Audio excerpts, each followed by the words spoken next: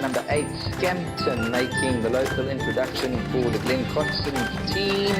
A 4th, a 5th, and a 3rd to date, so a horse that is worth including. Raheel likes number 2, This Is What It Means, and around 14 to 10, that's the horse to beat. And if you're looking for the value and the place selection, number 1, Future of Energy, in race number 8, Scampton, making the local introduction for the Glen Cotson team. A 4th, a 5th, and a 3rd to date, so a horse that is worth including.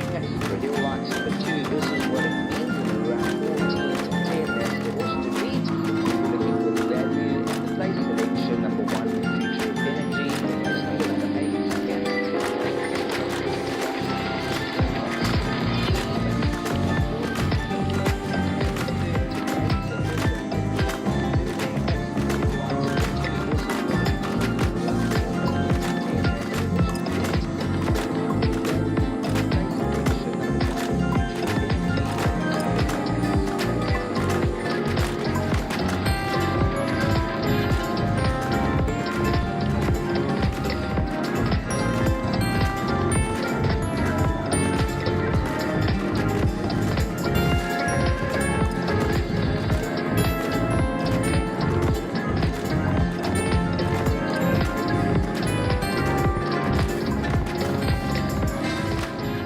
The first horse that we're having a look at this afternoon is horse number 12, Night Jar, a Rafif colt out of a Silvano mare called Val de Nuit for Ridgemont.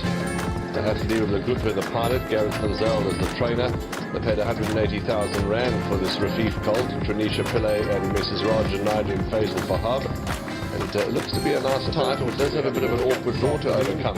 Devon, horse number 12. Yes, a little bit of a tough draw, and there is a few runners with form, but we'll keep a close eye on this individual on how he goes down to the start as well. But at this point in time, he looks really well turned out.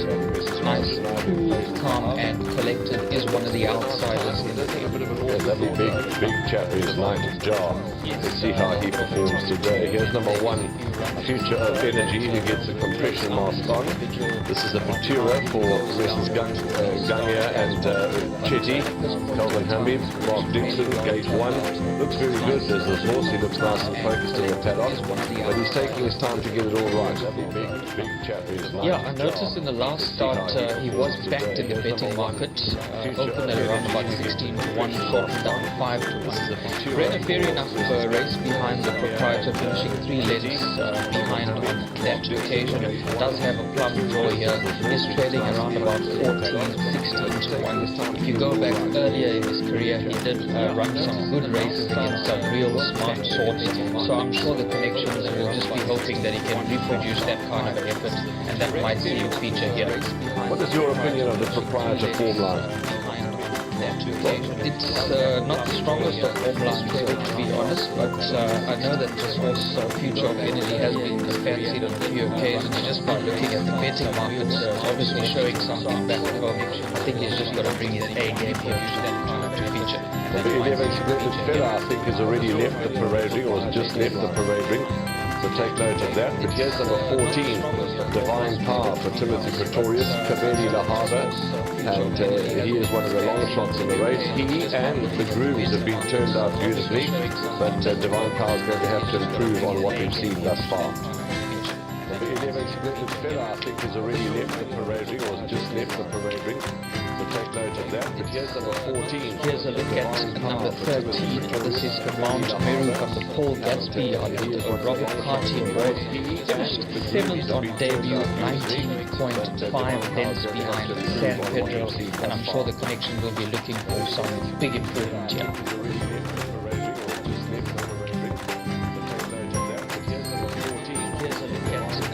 Number 10 is First Master. The Stuart Ferry, Devil Daniels, finished second to last on his debut, behind the proprietor, walked out the pins on that occasion. He's going to have to improve, and he's going to have to improve a lot. He looks very well. Certainly looks like he's woken up from his debut effort. Let's see how horse number 10, First Master, performs, but it is hard to select him based on that first run and the strength of the proprietor form line. Looks in outstanding condition. Here is number 11, Splendid Feather. We did alert you that was going down early, and and with the lead pony, those are the colours of Sita Govender, Yadev Singh and Nicholas Patel. So that is Splendid Feather on its way down to the start as we go back to the ring and talk about number 3, Abadoon, who's an unraced flying the flag, he's gelding. And yeah, looks a fairly calm individual. Yeah, looks very calm in the grey ring. Is trading at around about 20 to 1 in the fixed odds betting market. The plus for this individual, he's got a very, very good draw, which is quite important at this track. To the ring and talk about number 3, Abadoon, who's an unraced flying the flag, he's gelding. The bell has been rung in the parade ring. Horses are going to be leaving the ring shortly. And as number 8 is on screen, there's Scampton for the team of Glenn Cotson, Gavin Lorena.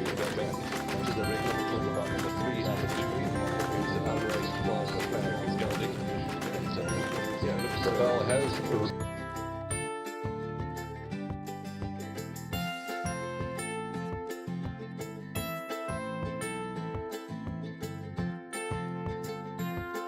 Peter's upstairs. We've got Dee's Dynant in the Gallop studio, head office on course, and in the Gallop on course studio, well, obviously it's Devon and I. So on behalf of everybody, we welcome you and trust that you'll have a good day with us. Number 2 is a lovely walking son of Water Winter. This is what it means. The money horse, all the money for This Is What It Means. Yeah, he's definitely represents some solid form, and like you said, there's been a ton of betting support, and why not? He's got a plum draw, and there was 1 or 2 excuses in the last start, so they'll be hoping that he can just pick up the feet. See, they got the tongue tie on there. He has raced with the tongue tie before, but if you read the comments, choked up and fatigued, so there was 1 or 2 excuses, but he's definitely got the form to have a big say here. Okay, let's have a look at them go down to post. We'll come back and talk to you a little bit more. Let's go upstairs and greet Sheldon Peters. Thanks very much, Warren, Devon, and also the D's downstairs in the Gallop TV studio, and all the viewers joining us. Happy Women's Day. Maiden play 1200 meters. Approximately 11 minutes until we get the ball rolling. Number 6 is Zabadak. Could Rachel Benica open the batting on Women's Day? Currently a 13 Randa Zabadak. Eldrak, number 9, Sipasisle Klingwa moving past. First Master, number 10, Daryl Daniels. 6 Zabadak.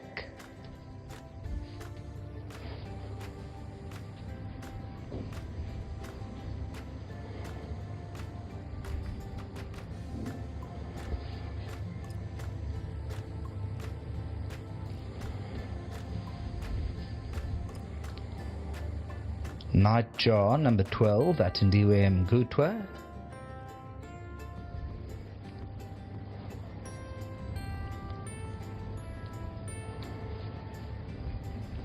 Fourteen is Divine Power, Kabeli Lihaba.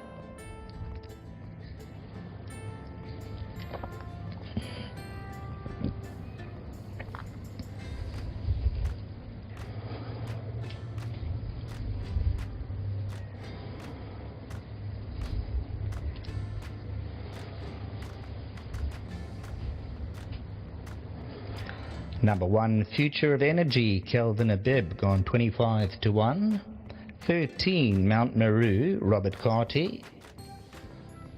Number 2, This Is What It Means, Sean Veal, races without the tongue tie, number 2. As number 3, Abaddon, Tristan Godden goes past. There's 3 ways of announcing the name. I spoke to Tony Jelinski, they want it called Abaddon. As number 7, Connoisseur goes by. Chase Mojo.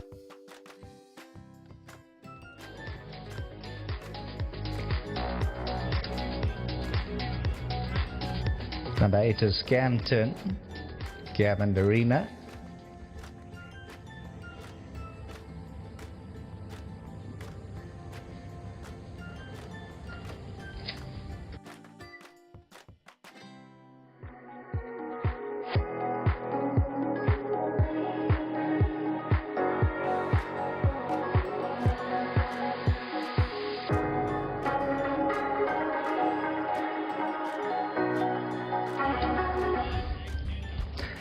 Very good afternoon and welcome to each and every one of you joining us in KwaZulu-Natal at Hollywood Bets Greyville for our turf race meeting today. The first race is approximately 8 minutes away, partly cloudy with sun at times, 23 degrees. The wind 15 to 35 kilometers, a southwesterly tailwind. There's the 4.5 meter false rail. The track condition is good to soft. The average penetrometer is 25, and the reason being there has been 25 mils of irrigation in the last 7 days. There's been no rainfall the last week. And just looking at the false rail, 4.5 meters, good to soft, 25 penetrometer reading. Best of luck to all. Let's go down to Warren and Devon. 8 minutes to get your bets on for race number 1, and it's Happy Women's Day, maiden plate over 1200 meters. So happy Women's Day to all the lovely ladies out there. Warren, 7 minutes to go. There's a hot pot favorite here in the form of number 2. Yes, this is what it means, and the tongue tie is off. Races without the tongue tie, and this horse brings the tail of the Comet form line into the race, and that form line is starting to spark up very well. Opened up at odds of around 14 to 10. When I last checked, was trading at around 8 to 10, and this is what it means for me. Is the horse they all have to fear the most. I think he could be hard to beat, but in saying that, there is one other that I think could give plenty cheek, but this is what it means, sets the standard. That tail of the Comet form line's working out beautifully. Yeah, it does come off some fairly good form lines, and there was 1 or 2 excuses in the last start. If you read the comments, choked up and fatigued. I do believe that this is one of the principal contenders, but I'm going to give healthy respect to number 8, Scampton. This is from the Glen Cotson yard. Was formerly with Ashley Fortune up in the Highveld, so is making his KZN debut. I like the fact that Gavin Larena is aboard. I looked at that last form line, and if I'm not mistaken, Gavin Larena was on the winner on that day, if memory serves me correctly. So I do fancy the chances of number 8, Scampton. I think this one is definitely alive here.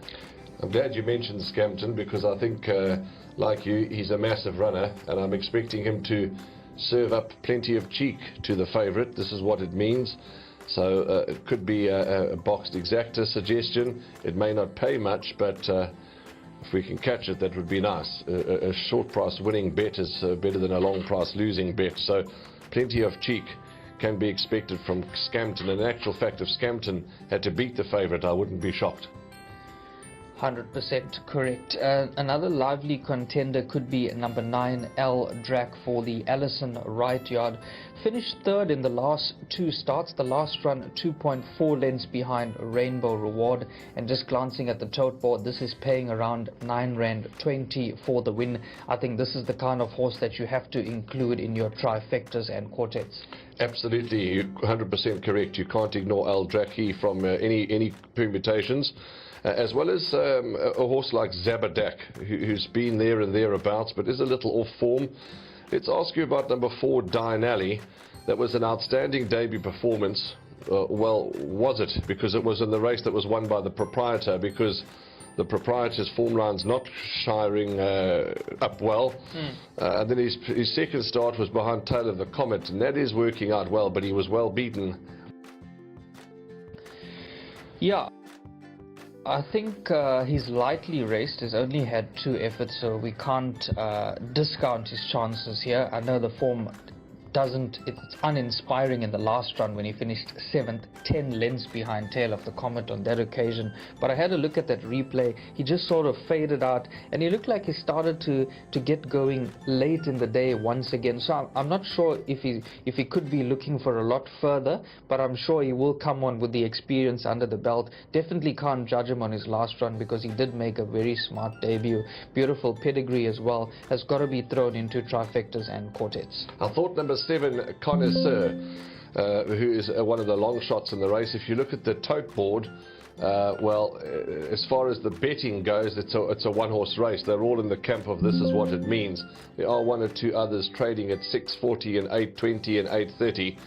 but the majority are all in double figures. But Connoisseur, I thought, looked outstanding going to the post.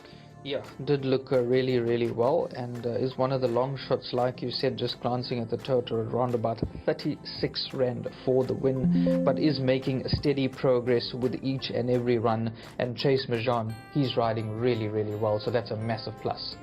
Let's have a look at one or two of them behind the pens. Number 11, Splendid Fella, who went to the gate early, has unfortunately sweated himself up and does have that deep draw to overcome. Number 13, Mount Meru, looks to be calm. Number 1, the Future of Energy, with the orange cap closer to the pens, also looks to be all right. There's the 11 horse, Splendid Fella, quite a bit of sweat between the hind quarters. 7 Connoisseurs just walked out of the picture, looked very well, did Connoisseur. Number 4, Dine Alley, is just getting his neck rubbed down to get all that sweat off. It is quite muggy here in the province. And just having a look at them, though, barring the sweating on a couple of these runners, everybody seems to be well behaved, everybody seems to be happy. There doesn't seem to be any reason for panic. This horse of Alison Wright's, number 9, Aldraki, looks very well, has the form to be concerned. There's the favourite. If you're a favourite backer, just walked across the picture, did the favourite. This is what it means. Nice and focused, well behaved, not too much sweat anywhere. So if you like the favourite with just under 2 minutes to go, that's the horse you want to be with. But let's go up to Sheldon. Anything else to add, Devon? Yeah, if the guys are looking to take a box trifecta, my suggested numbers 2, 8, 9 and 1. 2, 8, 9 and 1. That's my boxed trifecta. All right, you've heard it from Devon. 2, this is what it means. 8, Scampton. And I like number 7, Connoisseur, for the back end of quartet. So there we go. Less than 2 minutes to get bets on. We're going to hand you upstairs to Sheldon Peters, who's going to keep us well informed today. Thanks very much, Warren and Devon. Race number 1 over 1,200 metres is Happy Women's Day, maiden plate. Final 2 minutes to get those bets on. Hot pot favourite number 2, this is what it means, at R1.90. Races without the tongue tie today. Has choked up in 2 out of the last 3 runs. But has the inside barrier. 3rd run after the rest in gelding. The money's come for number 2, this is what it means. Races in the Hollywood Syndicate Silks. Anthony Del Pesce in the team. Sean Veal the pilot.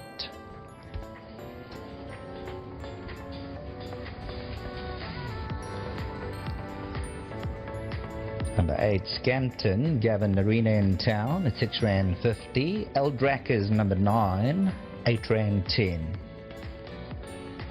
Number 1, Future of Energy, a 25 to 1 shot at R15.50, R3 a place. Race time.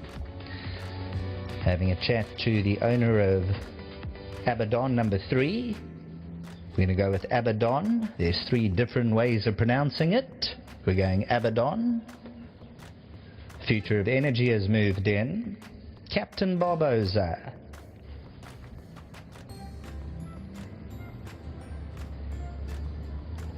Eldrak. Mount Meru. Denali to come up.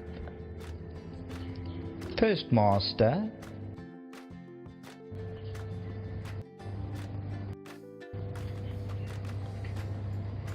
Connoisseur. Scampton. Splendid Fella. Divine Power. Favourite, this is what it means, Zabadak. Gate 2 belongs to the favourite, this is what it means. Yellow at the purple stars. 180. Gate 6, Zabadak, Rachel Denica. 1,200 metres the distance.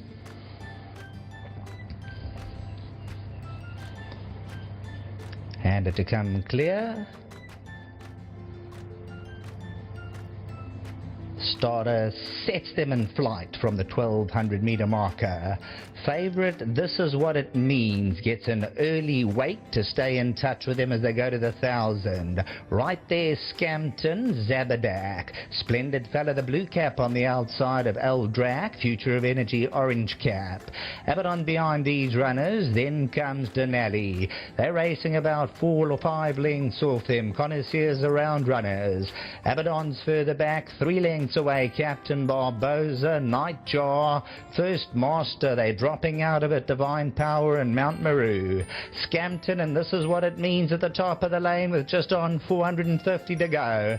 Scampton by a neck. This Is What It Means on the inside. Zabadak, Future of Energy. On the outside, Zabadak's trying to put it together, but This Is What It Means comes gliding into the lead at the 200. Denali's running on towards the inside. Abaddon also staying on. This Is What It Means just needs to see out the last 50, drifting to the inside, but the line will come in time. Abaddon second, Denali, Scampton, and then came Future of Energy.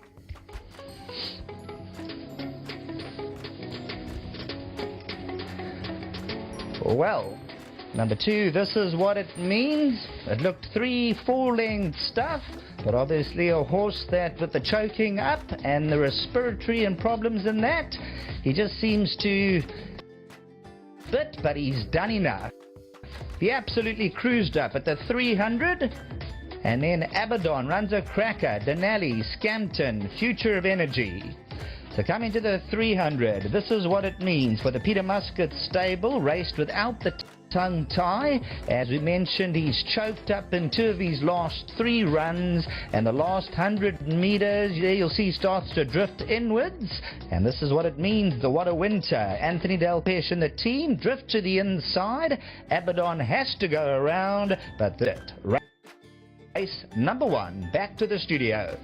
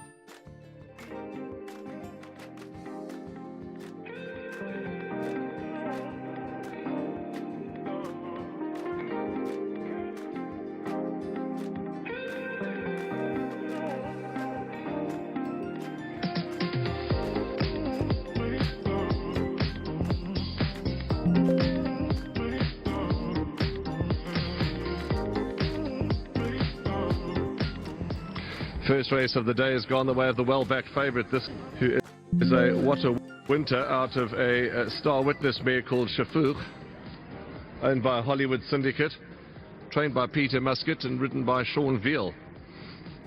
The tail of the Comet form line is really doing well, and yep, This Is What It Means has found the line in time, and what a good race. Nice to have some of the Hollywood Syndicate members at the races today. Second was Abaddon, and lovely good run, first time out for Abaddon. Third was Denali, much better. And fourth was Scampton, who may have been used up a little at the beginning of the race to sort of get a position, but keep an eye on Scampton for the future. But the unofficial result at this point in time, 2-3-4-8, as we wait for This Is What It Means to come back into the winner's enclosure. And he is a son of What a Winter.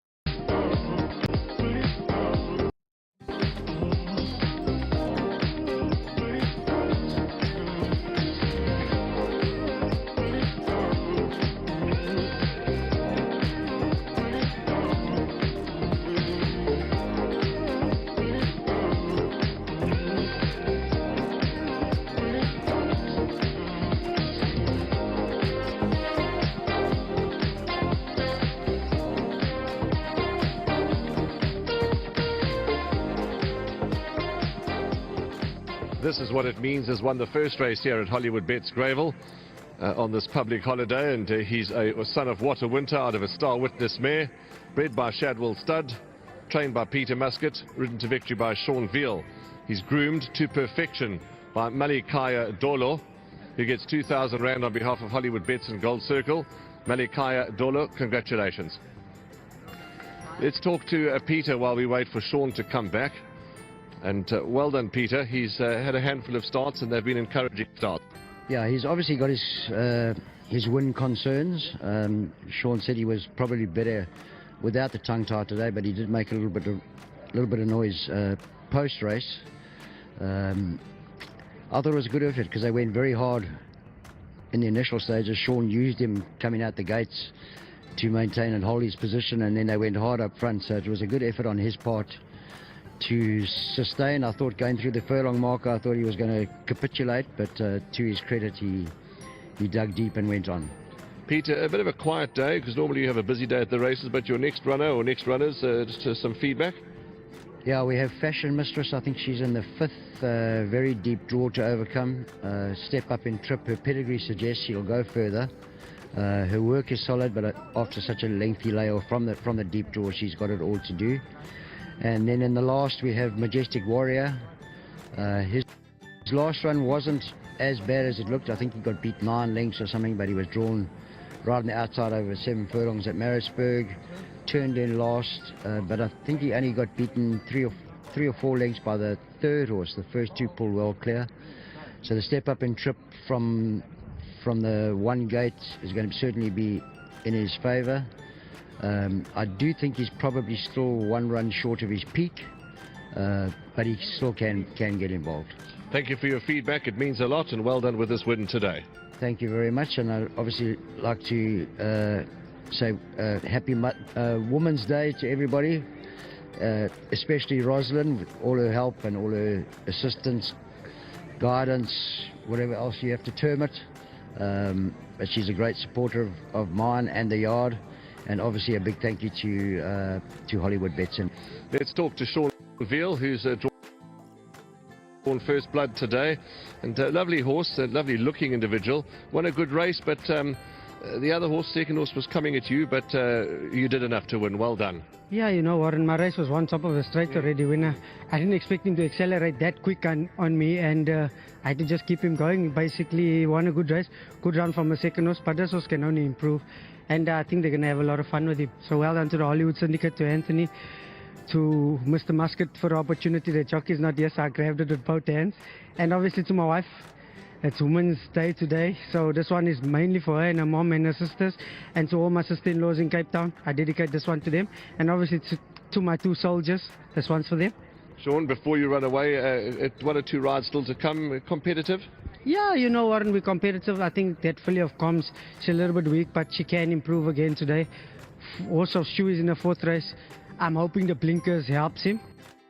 The last race, Blazing Lights run on the grass before, but we'll see today. If he takes to the grass, I make him a runner. Thanks for all your feedback and well done. Long may the winners keep coming at you. Yeah, you know, just well done to Mr. Muscat and to his wife for supporting him, and obviously to Bonja and the Hollywood Syndicate. Thank you very much. Thank you. Let's get to Anthony Delpech. And sorry to keep you waiting, Anthony, but the first race is always every interview is important, but to try and get as much information out before the exotic starts. And I'll ask you the question just now too about 1 or 2 of your other runners. But this chap, What a Winter, won a gutsy race. Yeah, he won a very good race, and firstly I'd like to say to John and Adam, the Brentford boys, they named him. Okay. So I think they've done a lot of their money, so hopefully they got some of their money back now, because Adam has been complaining every time he's done his loot. So very well done, boys. And yeah, he won a very good race today.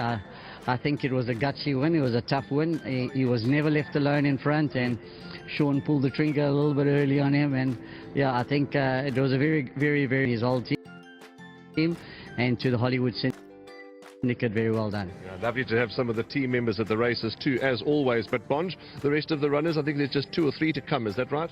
Yeah, we got 2 more to go. We got Fashion Enigma in race 7. She gets a good draw, and you know, she's average, but she'll have a place chance. And then we've got Eventador. He's got a poor draw, but I wouldn't be too concerned about the draw. He's a horse that likes to come from behind. Obviously, his best form has been on the poly track, so let's hope he puts up a good effort today. And if he does enjoy the grass, I think he ran a good race. Well, thanks for all your feedback, and into the new season we go, and let the winners keep flowing. Yeah, good start to the new season, and you know, to the women today, it's a Ladies' Day. Happy Ladies' Day to everyone, and yeah, and it's been a very good start to the season, and hope it keeps on going. Absolutely, well done. Anthony Delpech, always a pleasure chatting to him and to the team from Hollywood who are at the races. That's race 1.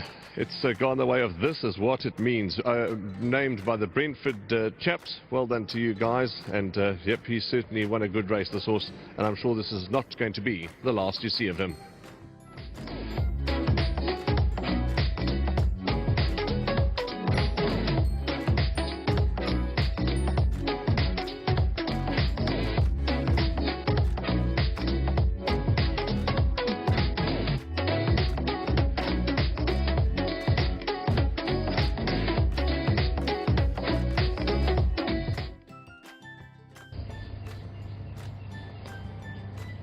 And to come clear.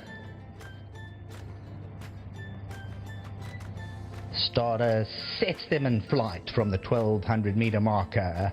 Favourite, This Is What It Means, gets an early wait to stay in touch with them as they go to the 1000. Right there, Scampton, Zabadak. Splendid fella, the blue cap on the outside of Eldrac. Future of Energy, orange cap.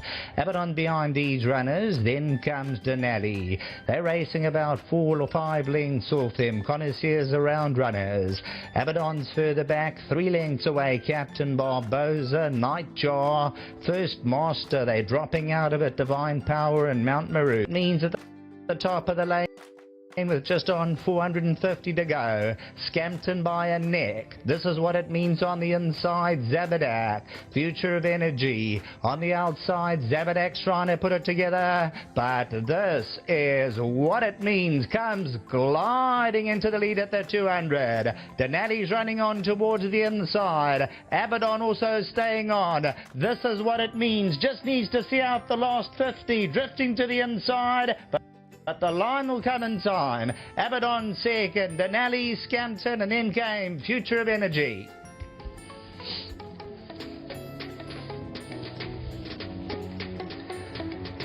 Well, number 2, this is what it means. It looked 3-4 length stuff, but obviously a horse that with the choking up and the respiratory and problems in that, he just seems to give it up that last bit, but he's done enough. He absolutely cruised up at the 300, and then Abaddon runs a cracker, Denali, Scampton, Future of Energy.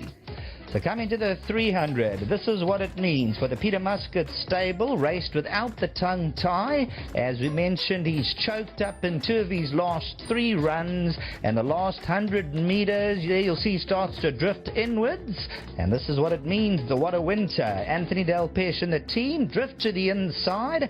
Abaddon has to go around, but this is what it means, wins it. Race number 1, back to the studio.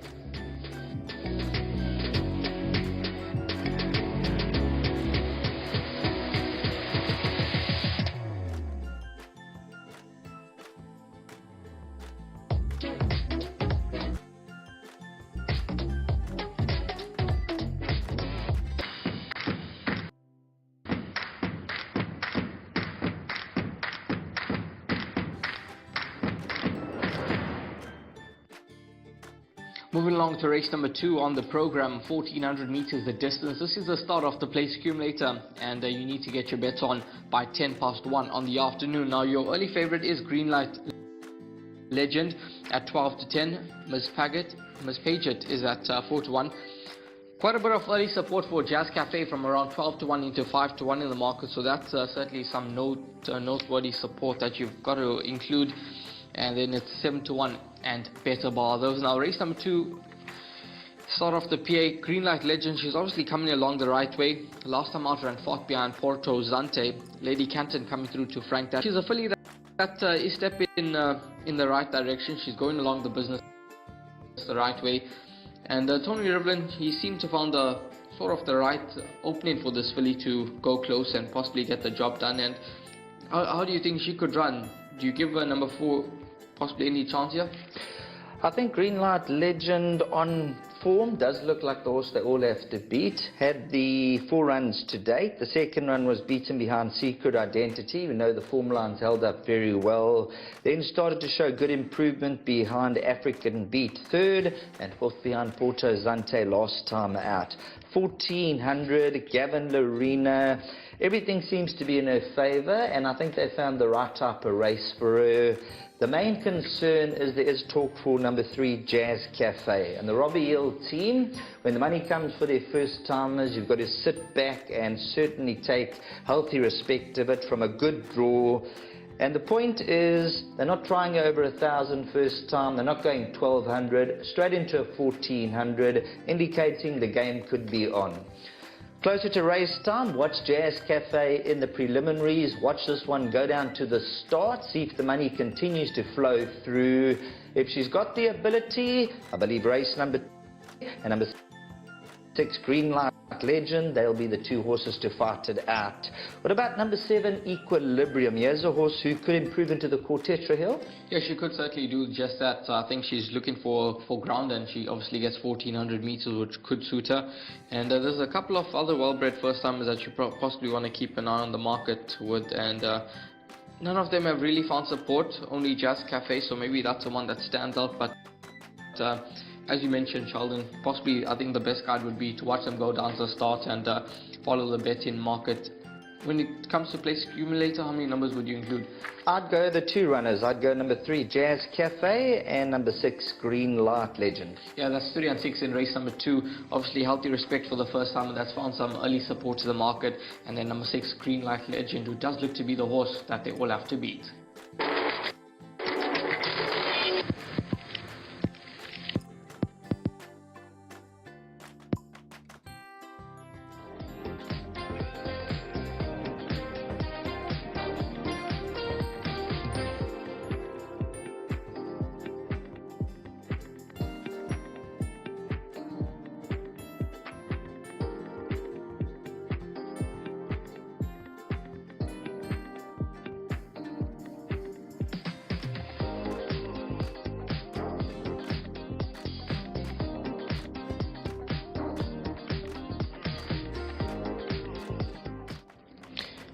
Welcome back to the studio. We're just on 14 minutes to get your bets on for race number 2, and there is a very short favorite that's paying R1.60 on the tote, and she is currently in picture. Green Light Legend from the Tony Riverland yard with Gavin Larina aboard. Some solid form there. Looks the horse to beat, Warren. Solid form, solid support, solid individual. She's a beautiful filly, owned by Robert Bloomberg and Mary Liley. Lovely to have Mary Liley at the races today. And Green Light Legend could take a ton of beating.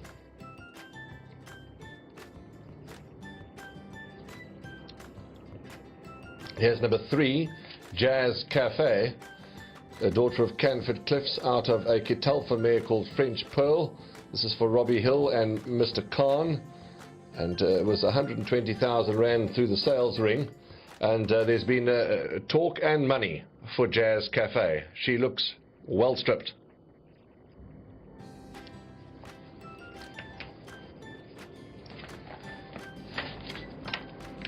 Here's a look at number 12. This is Hello Harper from the Mike Miller yard. One of the long shots of the race. Finished 50 lengths on debut. Eased out on that occasion, was examined, so you can't really judge this individual on that run. There was 1 or 2 excuses there, so I'm sure the connections will be hoping for some sort of improvement, but does have a little bit of a tricky draw to contend with.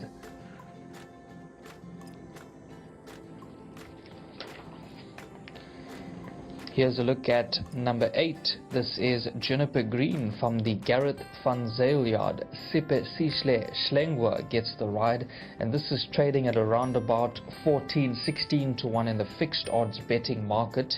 And just glancing at the tote, currently showing 31 rand for the win and 8 rand 20 for the place. Looks really well turned out. And a lovely walker too is the Karari filly. Walks beautifully. And let's see what she can serve up today. Here's number 10, Angel of Fate for the Marot family. Alison Wright, the trainer. Dennis Schwartz going to ride. Has an awkward draw to overcome. She's an alert filly. She's looking around. She's obviously hasn't been here before. Maybe she has. I don't know. It's just an assumption. And she looks alert. She's looking at her surroundings. And first time at the races. Let's see what Angel of Fate can do for us today. Number 4 is Miss Paget for Alison Wright as well. Craig Zaki, a horse that's improving with racing, learning what racing is all about. And Devon, I think she's got an outstanding each-way chance. Yeah, looks really immaculate in the parade ring. That's paying 9 rand 30 and 1 rand 60 for the win. Also a very good last run there, finishing 3.7 lengths behind Porto Zante. So comes off similar form lines with the favorite number 6 Green Light Legend. So you've got to factor number 4 Miss Paget into the equation. Here's number 2 Joan the Wad for Gary Rich, Cole Dickin. 2 runs, 2 uninspiring runs. Let's see if she can improve, because she's got the pedigree. She's by active war out of a National Assembly mare called La Pucelle. Really looks good, does Joan the Wad, but her form, she's going to need to improve before we can start to fancy her. Joan the Wad. The bell has rung, and the horses are going to start leaving the parade ring now. So we'll leave you in some peace and quiet as Bubbles on Ice for Carl Hewitson and Rachel Vinikar, the first to enter the chute. Let's have a good look at them going to post. We'll come back to you soon.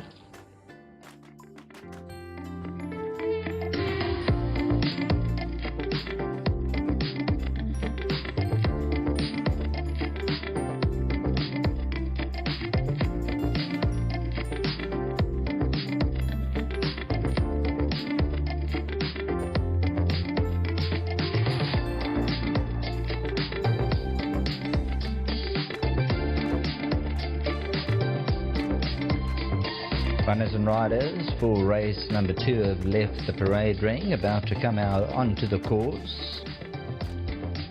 Soccer NE 15 maiden plate, 2-year-old fillies 1400 metres. 9 minutes to post time. Green Light Legend number 6 is at 1 Rand 70. Number 3 Jazz Cafe, 5 Rand.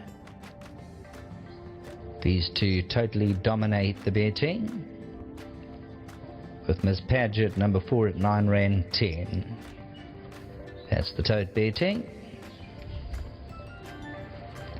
The distance is 1400 meters. Look at number 1, Bubbles on Ice, ridden by Rachel Venica.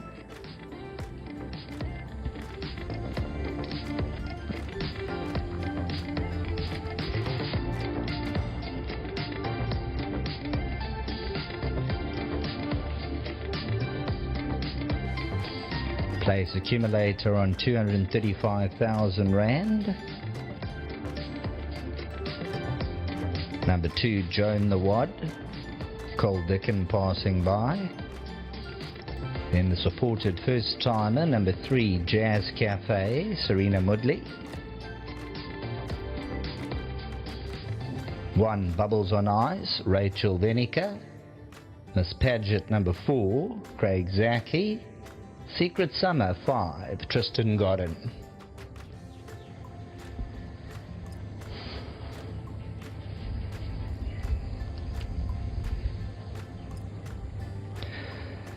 Number 6 is Green Light Legend, Gavin Lorena, the odds-on favourite with the racing experience.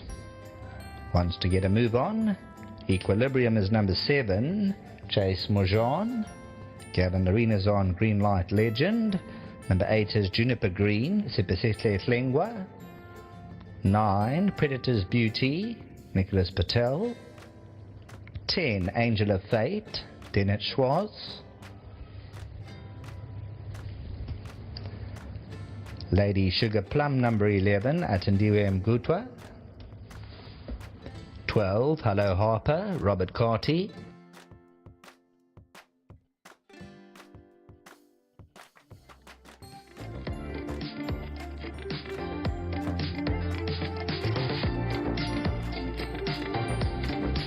The favourite number 6, Green Light Legend, took Gavin Lorena right to the 600 metre mark. It's had a nice good stretch, number 6, Green Light Legend, at 1 Rand 50.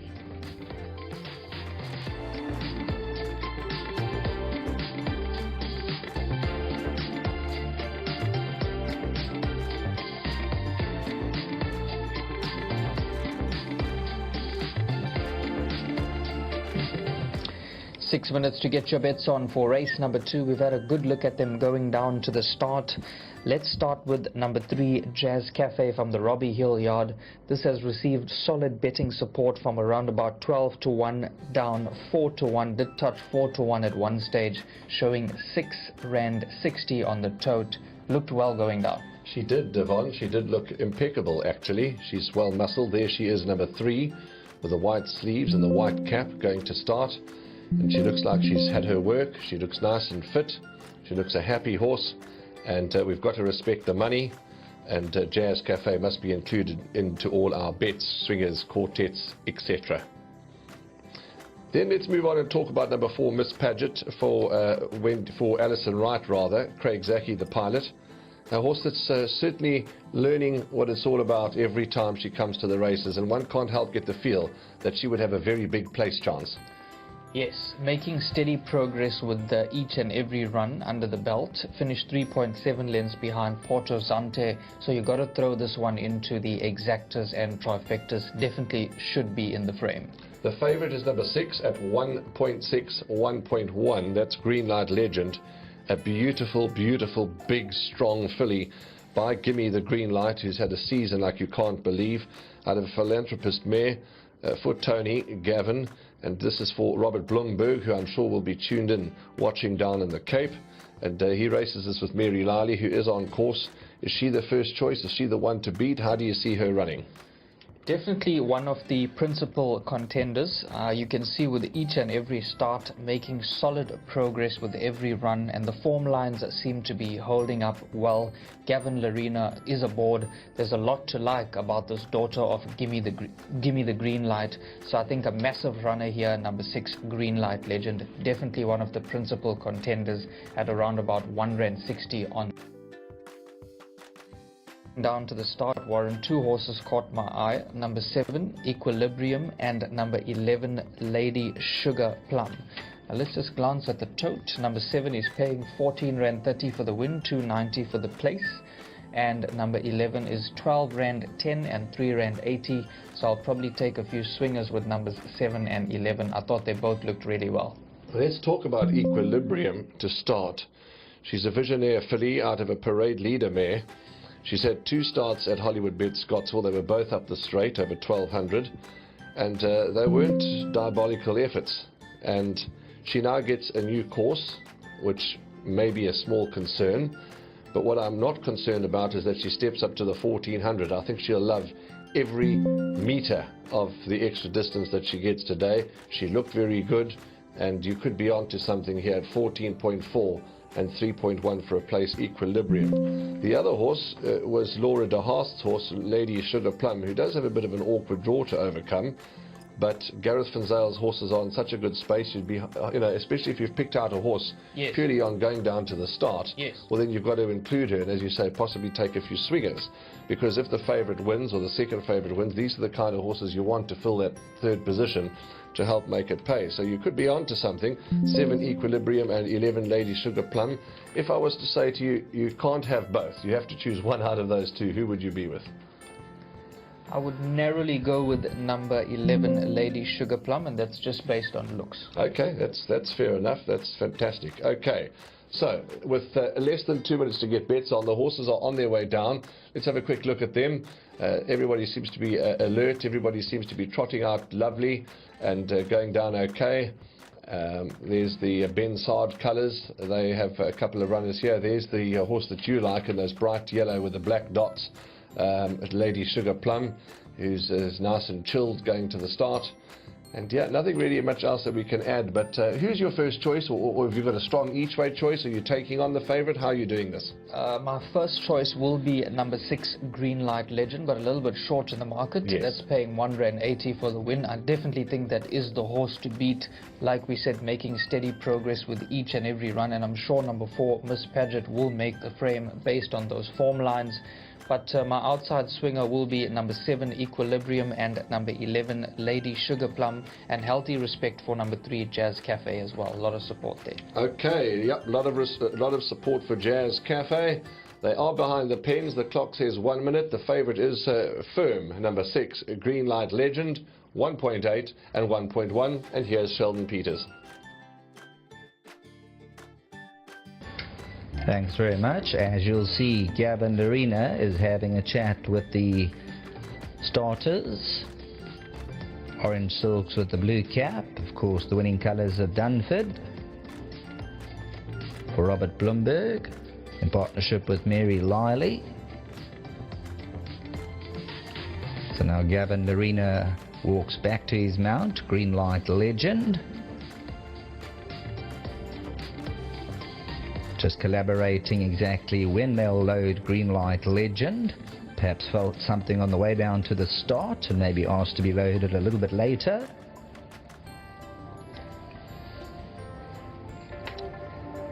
Big strong individual at R1.70.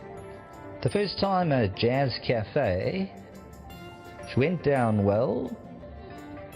But there's no substitute for experience, so we'll keep a close eye on how number 3 Jazz Cafe comes out and races, especially going around the turn for the first time. Bubbles on Ice, Secret Summer, Equilibrium, Beauty, Lady Sugar Plum. Gavin Larina getting his feet into the irons of Green Light Legend. In the meantime, Jazz Cafe has moved up. Angel of Fate, So you'll notice Green Light Legend is waiting at the back there, as you saw Gavin Larena jump off and have a chat with the starters. Number 2, Joan the Wad. Now the favourite, Green Light Legend. Orange silks with the blue cap, Equilibrium, went up, banged the front of the stall gates there. Green Light Legend is now lashing out.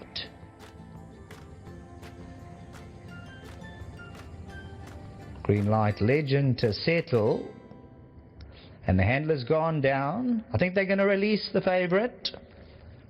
Have a look at those back legs just to make sure all's in order. And number 6, Green Light Legend. And the vet's gone for the radio. So we'll obviously have a look at Green Light Legend.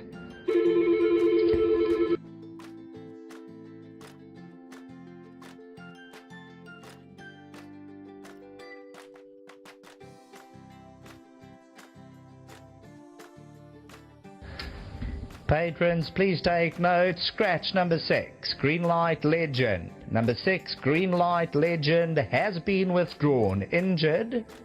The field will be released. So obviously the decision has been taken. Number 6, Green Light Legend, wasn't happy in the gates and just seemed to lash out and has been withdrawn. So there will be a slight delay. Race 2, number 6, Green Light Legend is scratched.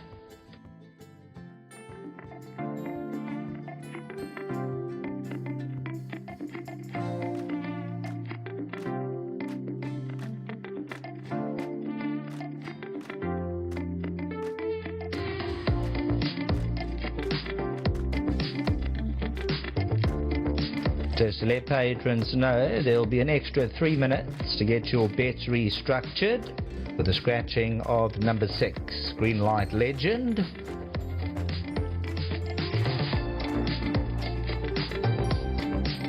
Who was paying R2 as I look at the screen. So you have an extra 2.5 minutes. If you've just joined us, the odds-on favourite number 6, Green Light Legend, has been scratched.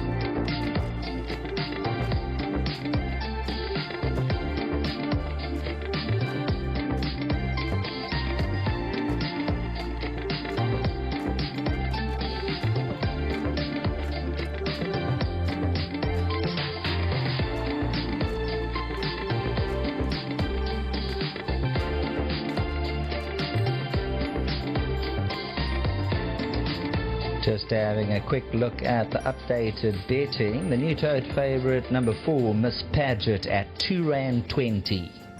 Number 3, Jazz Cafe, R3.50. The late scratching of number 6, Green Light Legend, as they start to reload. Bubbles on Ice, Secret Summer, Lady, Sugar Plum, Predator's Beauty, Equilibrium, Jazz Cafe, Joan the Wad to come forward, Juniper Green, Hello Harper still to edge in, Angel of Fate,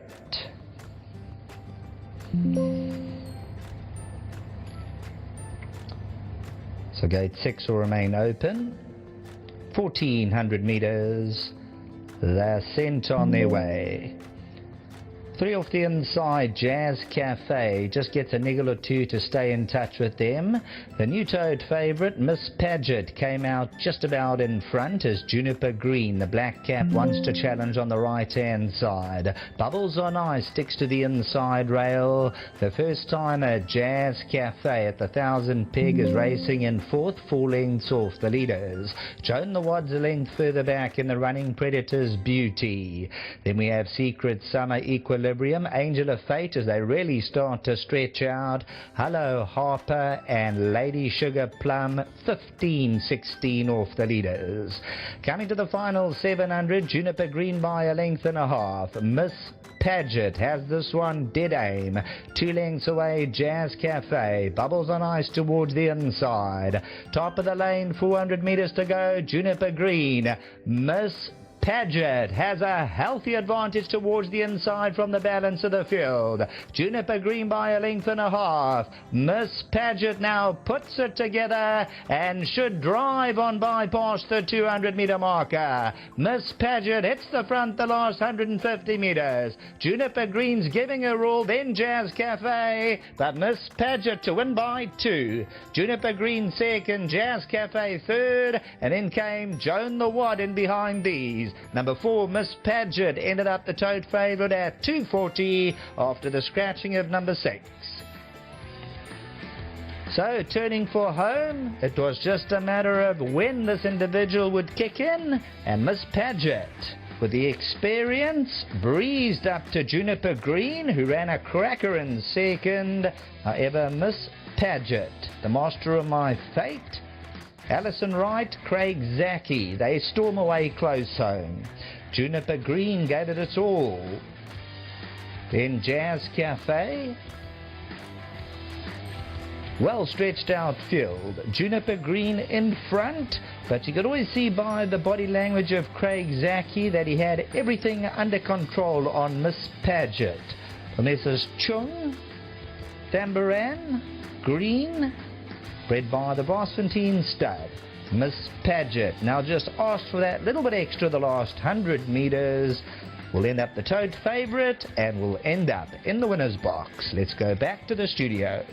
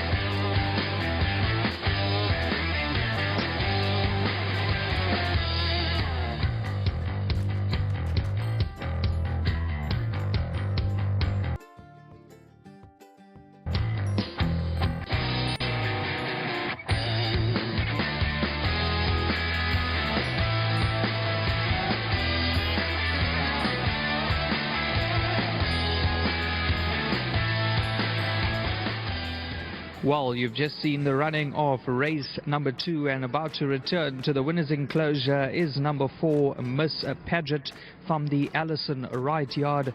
This was ridden by Craig Zaki. Well done to all the winning connections of number 4. This was bred by a Fastfontein stud. The owners, Messias R. Chung, Keegan Thumberin, G. Green, and Mrs. M. Green. So about to be led into the number 1 box is number 4, Miss Paget. This is a daughter of Master of My Fate. Well done to Alison Wright and her entire team, as well as the jockey Craig Zaki.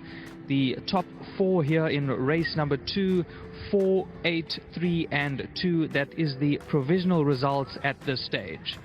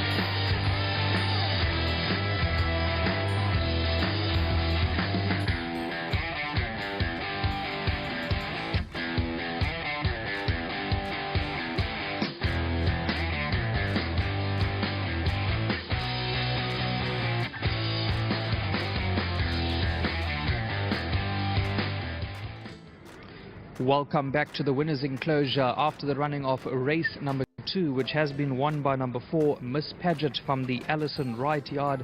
And the groom who takes care of Miss Paget, his name is Major, and he receives 2,000 Rand on behalf of Hollywood Bets and Gold Circle. Well done to you, sir. Excellent stuff. Okay, let's get who's coming through first. Let's get Craig Zaki in from you. Very, very gutsy. It was gutsy. Look, she had things look to go her way today.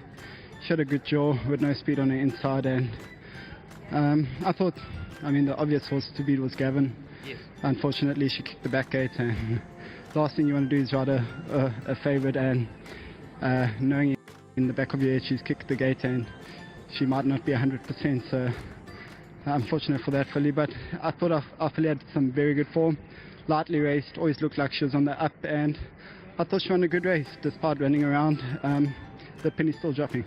Congratulations once again. I know it's a very busy day for you. You've got a couple of rides left on the card. Anything else that you think that stands out, or should we just follow you and include you in all our bets? I think I got fair place chances throughout the day. I did come here thinking the first and the second race were some of my better rides today, and I knew it wasn't the easiest of fields, and there was also 2 to beat. But they've first one ran a good third. He's looking for a bit further, and she's won, so my day started off on a cracker, and I'm just hoping to let it continue. Excellent stuff. Hope that continues. All the best, Craig. Thank you. Just well done to Kevin and Alison Wright. This filly looked amazing, and they're doing a very good job with the horses. The results are proving it, and just big thanks for the opportunity to all the partners involved. I think they're going to have quite a bit of fun with this lovely little filly. Great stuff. Thanks, Craig. Thank you. Just big thanks to my sponsors, Maritz Fontaine and Volkswagen. Lovely stuff. Let's get the winning trainer in. Well done to you. You must be thrilled with this. When the challenges came, she just kept on fighting. Yes, thank you. A big well done to Reynolds, to Gary and to Keegan. Really nice to have Gary here to lead in a winner. He's a good friend of ours, and it always makes the win extra special. So well done to all the partners. We sent her down to Cape Town. It didn't quite work out, and she's come back, and I think she's going to just improve still, with time, and they'll have some fun with her. So well done to them. Well done to Fontaine. We didn't think we would beat the favourites, so unfortunate for them, but very grateful for the win, and well done to the staff at home. Well, you got a very busy day today, but it's a great way to start early in the day. Anything else that stands out for you? We came here hoping for a winner. I think we got more place chances. We got Winter Waves. He hasn't got the best of draws, but more place chances than winning chances. All the best for the rest of the day. Thank you, and to our sponsors, Hollywood Bets, thanks very much, and happy Women's Day to all the women out there. Lovely stuff. Well done. Now we're going to get some of the winning connections to come through. Come through, Gary. You must be absolutely thrilled with this victory. Yeah, very, very excited. Honestly, didn't expect to be in here today. But all credit to El, Kev, and the team. Great ride from Craig. And just congratulations to my partner. Keegan DeMiller got off this horse the last 2 times and said that she just needed to strengthen up a little bit. She had what it took, and she's definitely come on in leaps and bounds, and Craig said there's more to come, so I'm very excited. It's my first winner with Ali and Kev, so good day at the office. Thanks very much. Well, we wish you everything of the best, and we hope it's the first of many more to come. Thanks very much. Much appreciated. Lovely stuff. Enjoy the celebrations. Well done to all the winning connections there of number 4, Miss Paget. That's Alison Wright, the trainer. Craig Zaki was the rider, and this was bred by Fast Fontaine Stud. They've been having a great season, so well done to the entire Alison Wright team.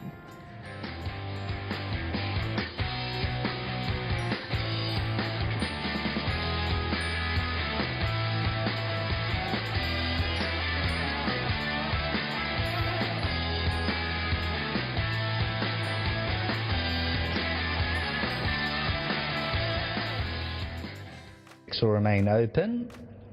1400 meters. They're sent on their way. 3 off the inside, Jazz Cafe just gets a niggle or two to stay in touch with them. The new toed favourite, Miss Paget, came out just about in front as Juniper Green, the black cap, wants to challenge on the right-hand side. Bubbles on Ice sticks to the inside rail. The first timer, Jazz Cafe, at the 1,000 peg is racing in 4th, 4 lengths off the leaders. Joan the Wad's a length further back in the running Predators Beauty. Then we have Secret Summer Equilibrium, Angel of Fate as they really start to stretch out. Hello Harper and Lady Sugar Plum, 15-16 off the leaders. Coming to the final 700, Juniper Green by a length and a half. Miss Paget has this one dead aim. 2 lengths away, Jazz Cafe. Bubbles on Ice towards the inside. Top of the lane, 400 meters to go. Juniper Green. Miss Paget has a healthy advantage towards the inside from the balance of the field.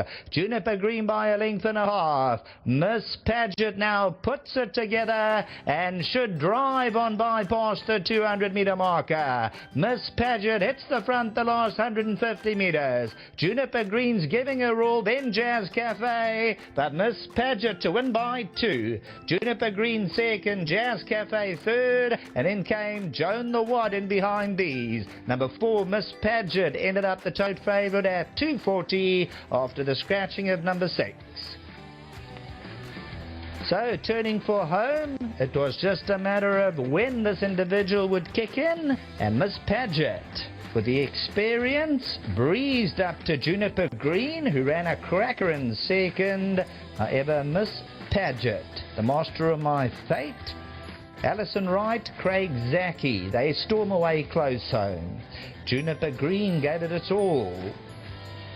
Then Jazz Cafe, well stretched out field. Juniper Green in front, but you could always see by the body language of Craig Zaki that he had everything under control on Miss Paget. For Messrs. Chung, Tamboran, Green, bred by the Fontaine Stud. Miss Paget now just asked for that little bit extra the last 100 meters. Will end up the tote favourite and will end up in the winner's box. Let's go back to the studio.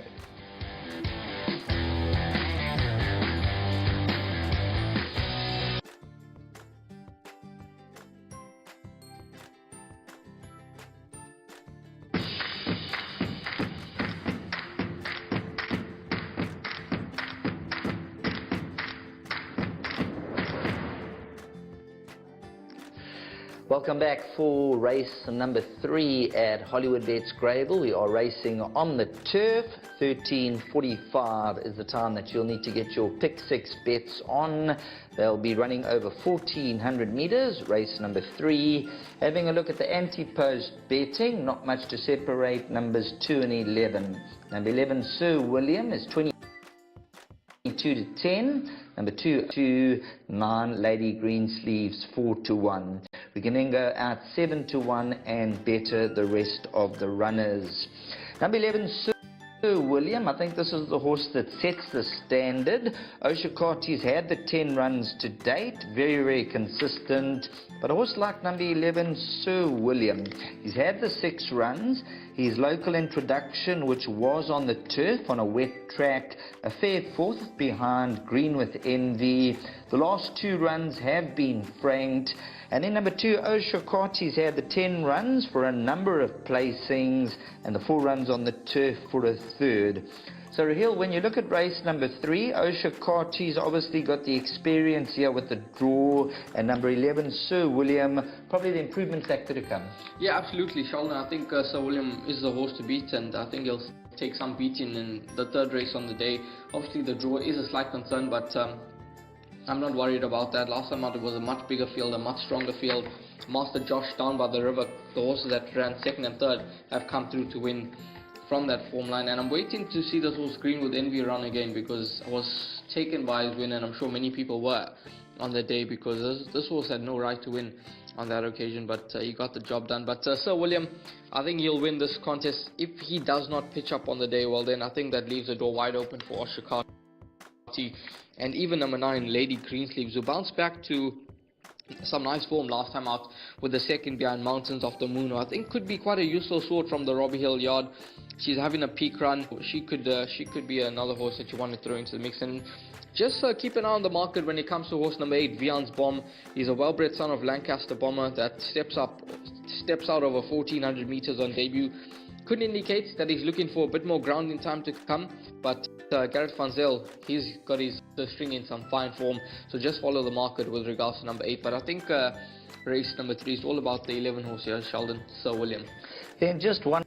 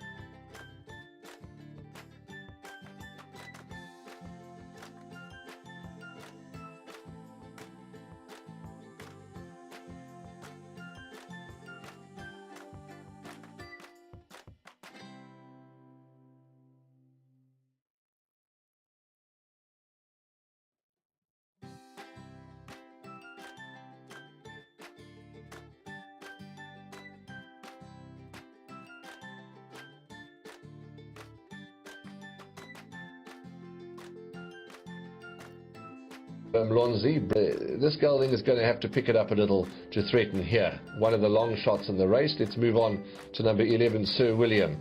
I like Sir William. I'm just a bit concerned about the awkward draw. Does have a little bit of a tough draw to contend with. Looks like there's a runner going down early. That is number 10, Ladushka. The bell has gone, so we're going to cross over to Sheldon Peters, who's going to take them down. Thanks very much, Devon. As you would have seen, Ladushka has passed by Dennis Schwartz. Balance of the runners and riders leaving the paddock. The pick 6 pool approaching 400,000 rand. 9 minutes to post time. At this point in time, number 2, Osha Carty, is at R2.70, 70 cents the place. Number 11, Sir William, is at R6.20 and 2.30.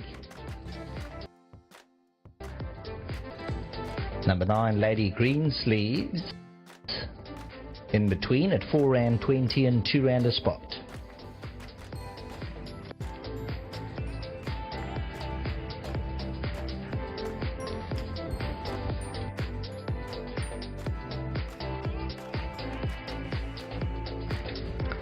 Race number 3, it's over 1400 meters.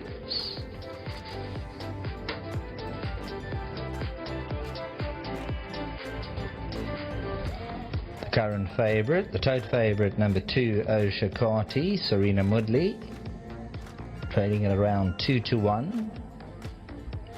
Number 11, Sir William, is around 7-2 at 5.60. If you like number 2, Osha Carty, Serena Mudley's the pilot, so have a good look at number 2, Osha Carty. Kajima Mfana, number 1, Trent Mayu, 39 Randa.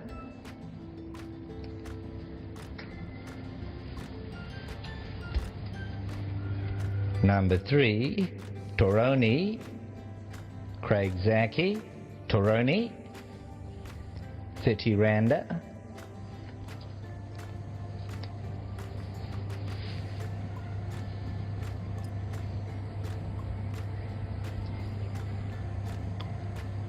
Gavin Arenas on number 4, Tickerlocks. Rumba Stiltskin, number 5, Tristan Godden. Head down for number 6, Activator, Sipisekle Hlengwa.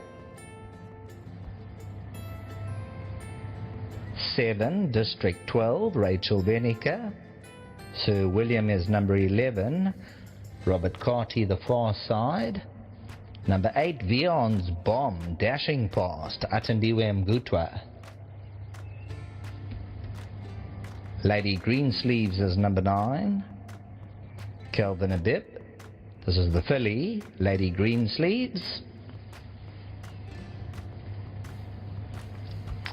The clock says 6 minutes to race time. Pick 6 pool on 420,000 Rand.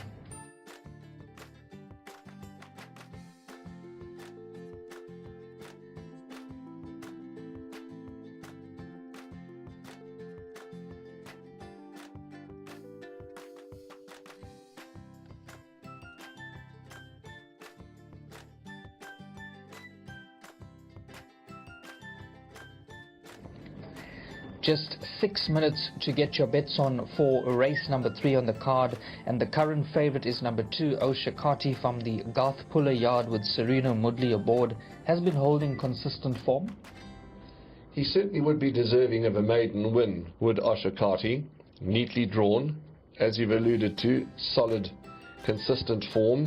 Is well tried. He is having his 11th try at getting it all right. But we can never ever knock him. He's a good looking son of philanthropist. There he is in the pink and white, or cerise and white, closest to us, saddlecloth number 2. He looks a happy horse, he looks chilled, he's got the form. Not surprised to see him as favourite. He can win a race like this. The main danger, or one of the leading lights in this race, could be number 11, Sir William. Does have a tricky draw to contend with. Robert Carty is aboard. He's never been too far off the action.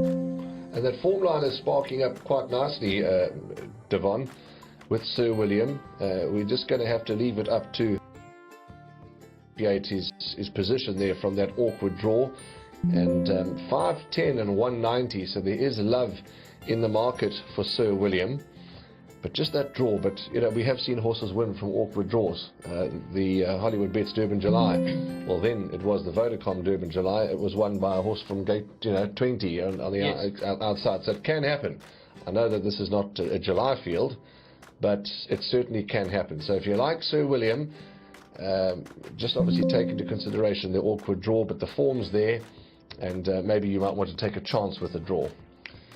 Talking about the other runners that have form in the race, number 9, Lady Greensleeves from the Sean Terry yard with the Calvin Habib aboard. That's paying £4.60 for the win. Did place at long odds in the last start. I quite liked her in her penultimate start at Hollywood Bet Scottsville, and she never shone. Yes. But her last start from an awkward draw, she did shine. And yes, it was at long odds, but Sean Terry's left has got a couple of runners in KwaZulu-Natal, and this horse has probably found that the connections have found an ideal race for her to just about win or earn as much stake money as she can. She's by Gimme the Green Light, bred by Varsfontein, lots in her favour, and I think she'll run an absolute cracker, will Lady Greensleeves. Well, I had a good look at a horse that I quite like, number 8, Vihan's Bomb from the Gareth van Zyl yard with Atandiwe Magudla aboard.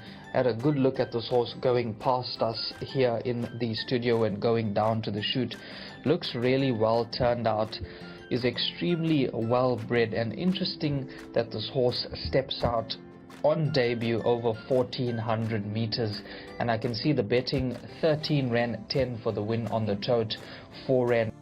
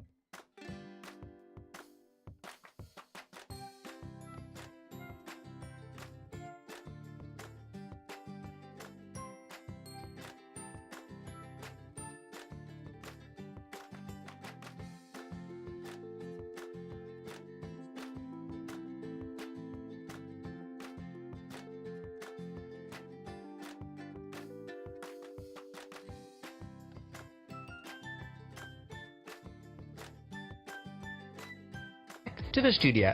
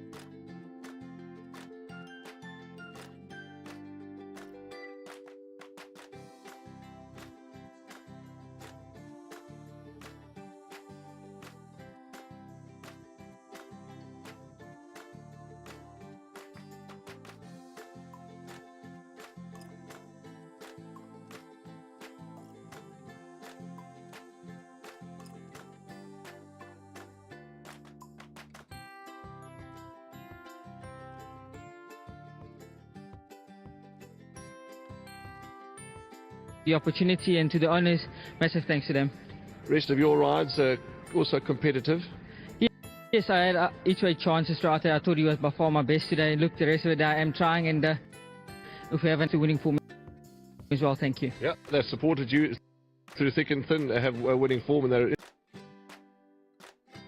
integral part of your success. Yeah, and look, again to Mr. Pula and his team, massive thank you. All the best. Thank you. That's Serena Mudley, and lovely to chat to him. And this is proudly owned by Ian Robertson, Gerald Khalil, Mr. Murray, and of course Garth. Well done to you all concerned, and well done to everybody at Drakensberg Stud.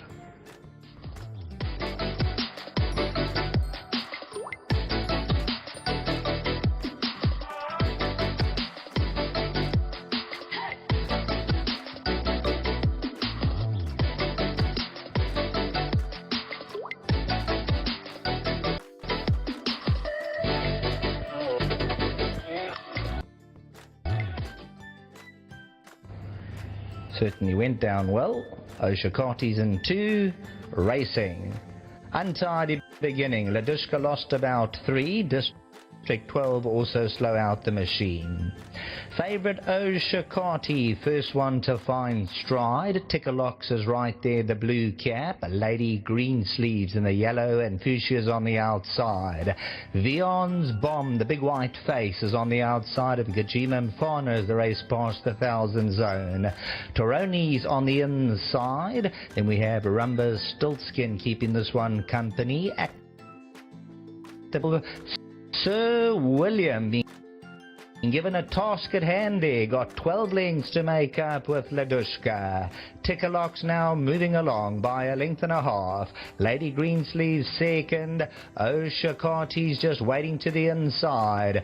Vion's Bomb the outside. Gajima Mfana. Homeward bound Tickerlocks by a length and a half. Lady Greensleeves the first one to attack. Vion's Bomb, the big white face, is on the outside. Tickerlocks 300 to go. Gave a kick. Tickerlocks by 2. Oshakati goes for the rails run. Lady Greensleeves the outside, but here's Oshakati putting in a big stride past the 150. Tickerlocks trying to come back for more, but it's number 2, Oshakati for the win. Tickerlocks second. Then came Lady Greensleeves, Gajima Mfana.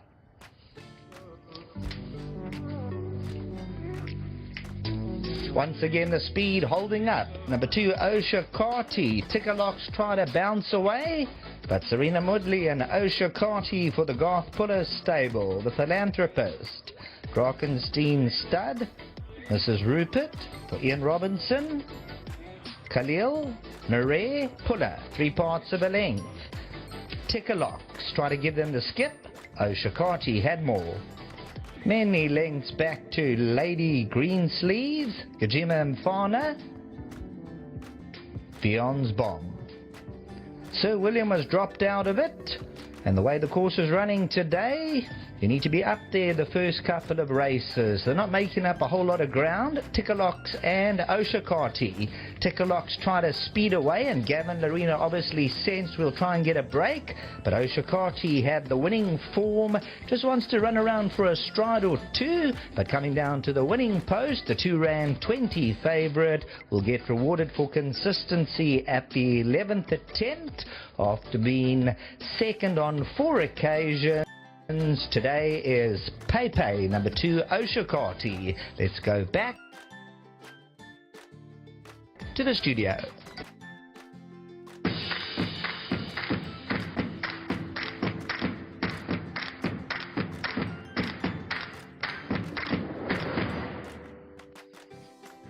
Moving along to race number 4 on the day, which is the start of Jackpot 1, 1400 meters the trip. This is a merit-rated 74 handicap that goes off at 20 past 2. Now your early favorite is All the Time at 33 to 10, 7 to 1 about Crested Eagle, Joshua Hotsnake, 8 to 1 about Time Together, Winter Wave.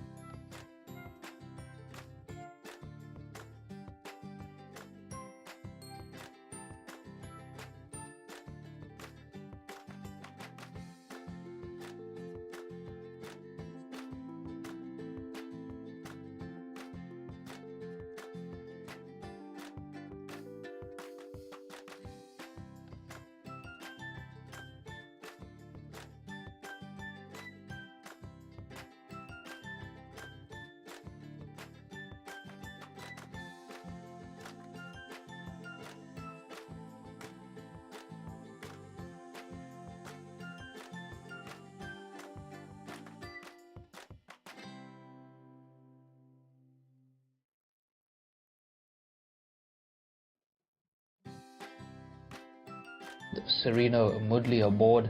I think this exactas, swingers and trifectas, currently showing 12 Rand 20 for the win. Well turned out by the yard. It's got a nice coat on him, and I did have a brief chat with Wayne Badenhorst, and he said that they're just hoping for some luck in the running from the draw, and hopefully there's a bit of speed on and this horse can run on really strongly. The plus factor is Sereno Moodley has ridden him before, so he definitely knows him well. Here's number 7, Winter Waves, who has been ridden by Sipasihle Schlengwe before. Last time Sipasihle rode this horse, he ran 3rd to Maximus. It was some time ago, yes, but another one, you know, he's taking his time to win again, but he's earning, and he's earning for the connections. His last run wasn't him, so forgive him for that last start. On overall form, he could certainly get into the action as he normally does. 7, Winter Waves.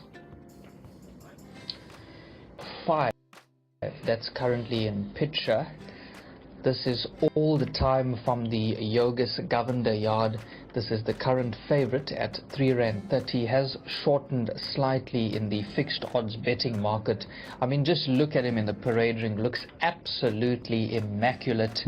And I did speak to Yogus as well about this horse. He said he's got a good draw. He would have liked this horse to be in a slightly lower division, sort of a MR70, but he is going to be very, very competitive here, and he's doing really well at home, and he's got a reasonable draw as well. I've been following this horse for quite some time, so I'm hoping that he can just be slotted into a decent position, and he's got a really powerful finish. He will be flying late in the day. Is number 5 all the time.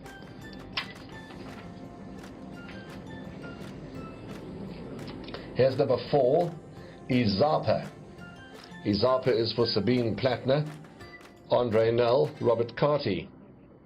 Blinkers come off, and he has been running in Cape Town. His last start was in the province, over 1200. They're stepping him up to 1400.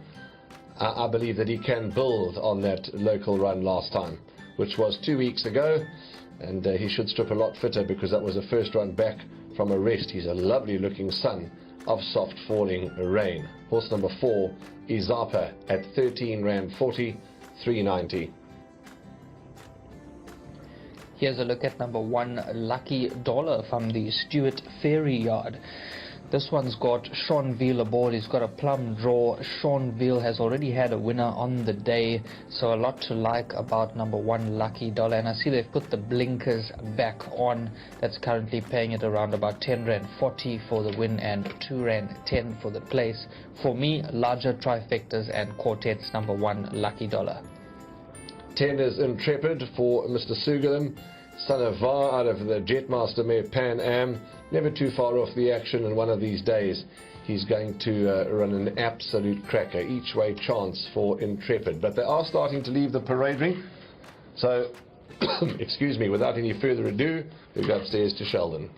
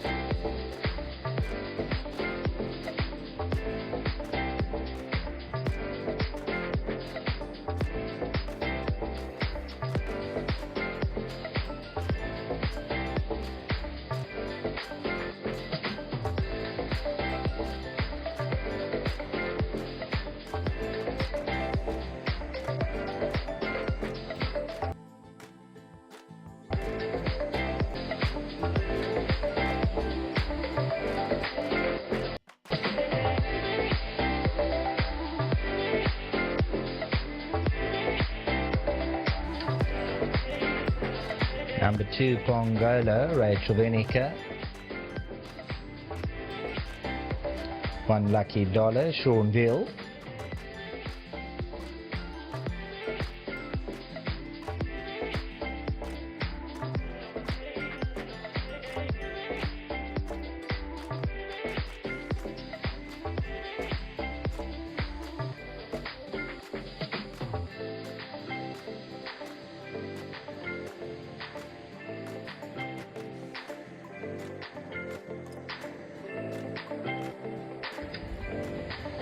Number 1 Lucky Dollar, Seanville. 2 Pongola, Rachel Venica. Zappa number 4. 3 Return to Russia, Matthew Thackeray. Number 5 All the Time, Gavin Larena. 6 Gold Index, Tristan Godden. Number 7 Winter Waves, Sipasipile Klengwa. Number 8 Crested Eagle, Dennis Schwarz, passed by 9 Joshua Hot Snake, Kelvin Abib. Number 10 Intrepid, Craig Zaki. 13 Happy Wanderer, Daryl Daniels. Number 12 Ultimate Jewel, Serena Mudley. 11 is Time Together, Atendiwe Mgutwa.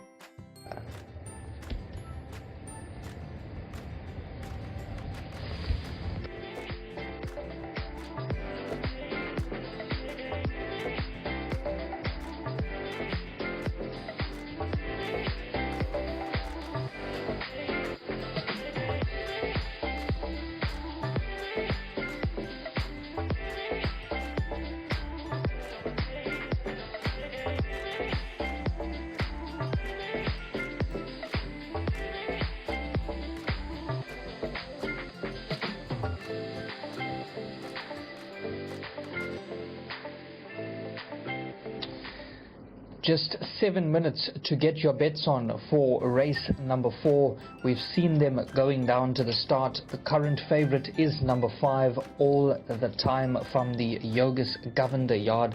That's slightly shortened in the fixed odds betting market, and that's paying R3.50 for the win.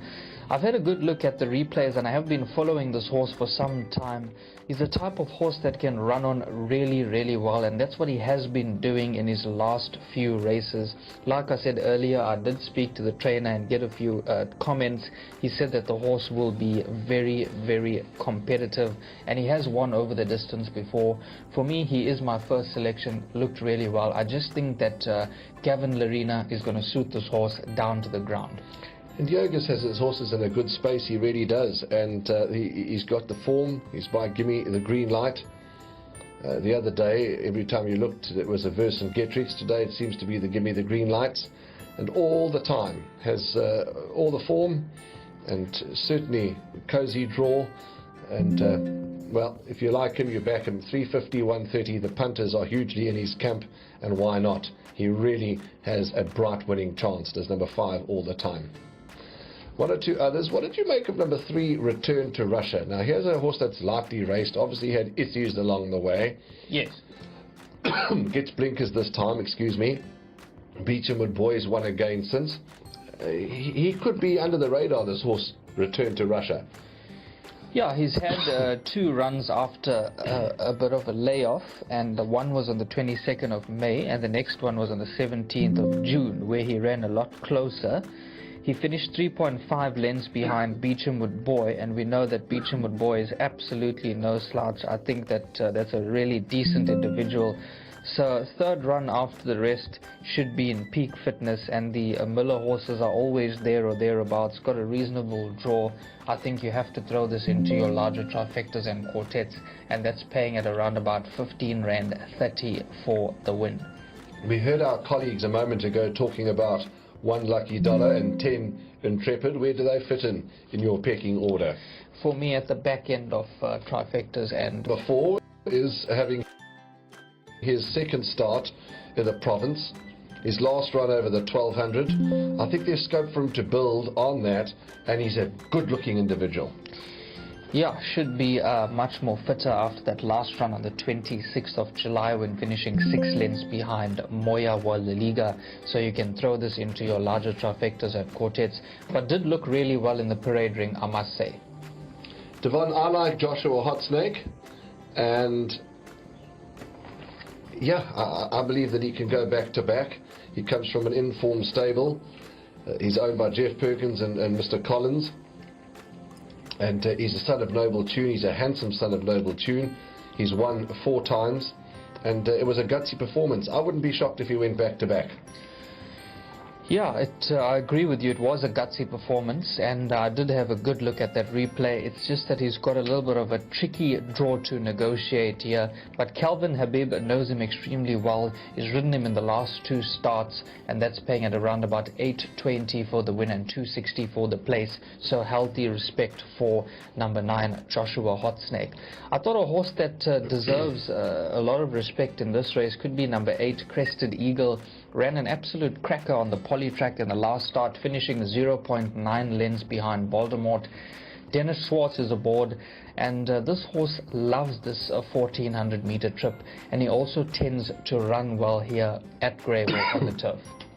It's a horse, a couple of horses here that you can make cases for, but yeah, you're quite right, because not only Crested Eagle, there's Winter Waves, there's Time Together, there's Ultimate Jewel, there's a lot of them. So the deeper you dig into the form lines, pretty much you can make a case for majority of them. Absolutely. Tell me your first choice before we hand upstairs to Sheldon as the horses get to the start. Yeah, my first choice here, number 5, All the Time from the Yogas Governor Yard. I just think that Gavin Lorena is going to suit this horse down to the ground, and like you heard the preview, he does take a special kind of ride, so I'm hoping the speed can be on and he can just be a few lengths off the leader, and when it's time to strike, he's got that dazzling turn of speed and he's just going to fly through the field. Okay, well, we're a little different. I do have All the Time on all my bets, but your first choice is All the Time. My first time is Joshua Hotsnake. Let's see how the race unfolds, and let's hope that one of us get it all right. Sheldon, with less than 2 minutes to go, over to you.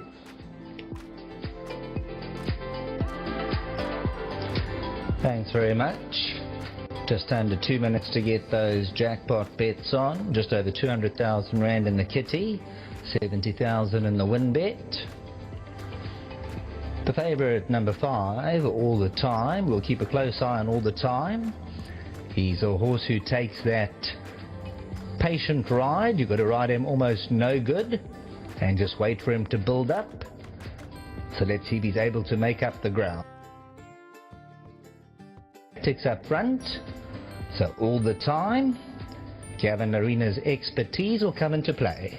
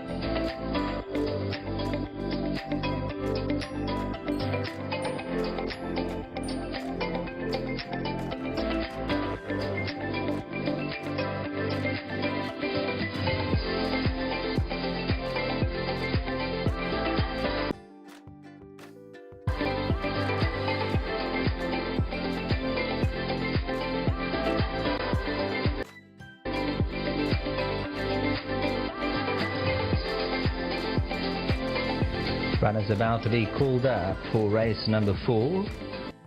Gold Circle Racing YouTube channel 74 handicap. Time Together, the first one to edge in.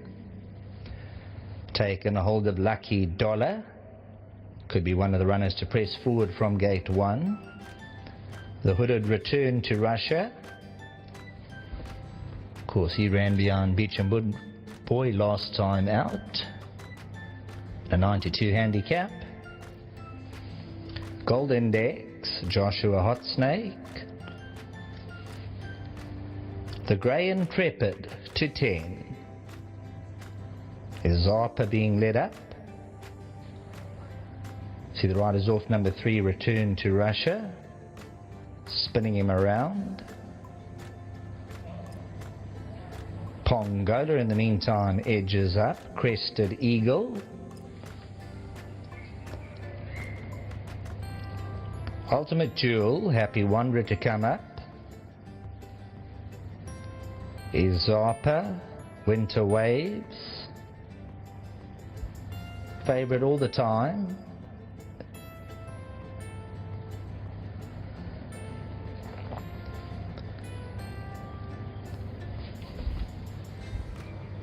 Superb with the silver.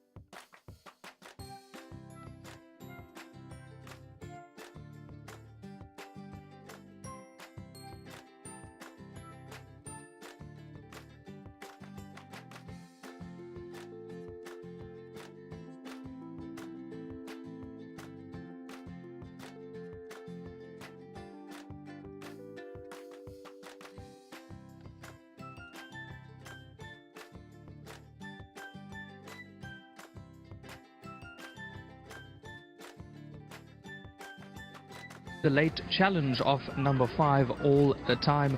Well done to all the connections. Well done to Wendy Whitehead. Well done to Calvin Habib. And this was bred by Mr. G.S. Perkins, the owners, Mrs. G.S. Perkins and M.R. Collins. So about to be led into the number 1 box is number 9, Joshua Hot Snake.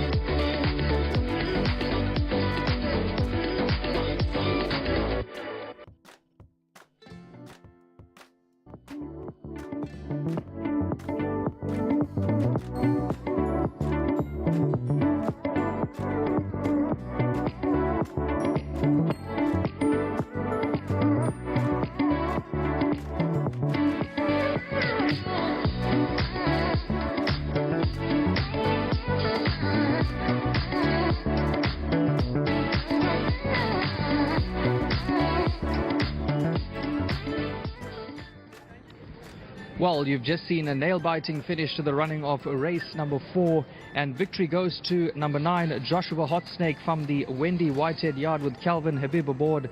Well done to the groom. He receives 2,000 Rand on behalf of Hollywood Bets and Gold Circle. His name is Senzo. Well done to you, sir.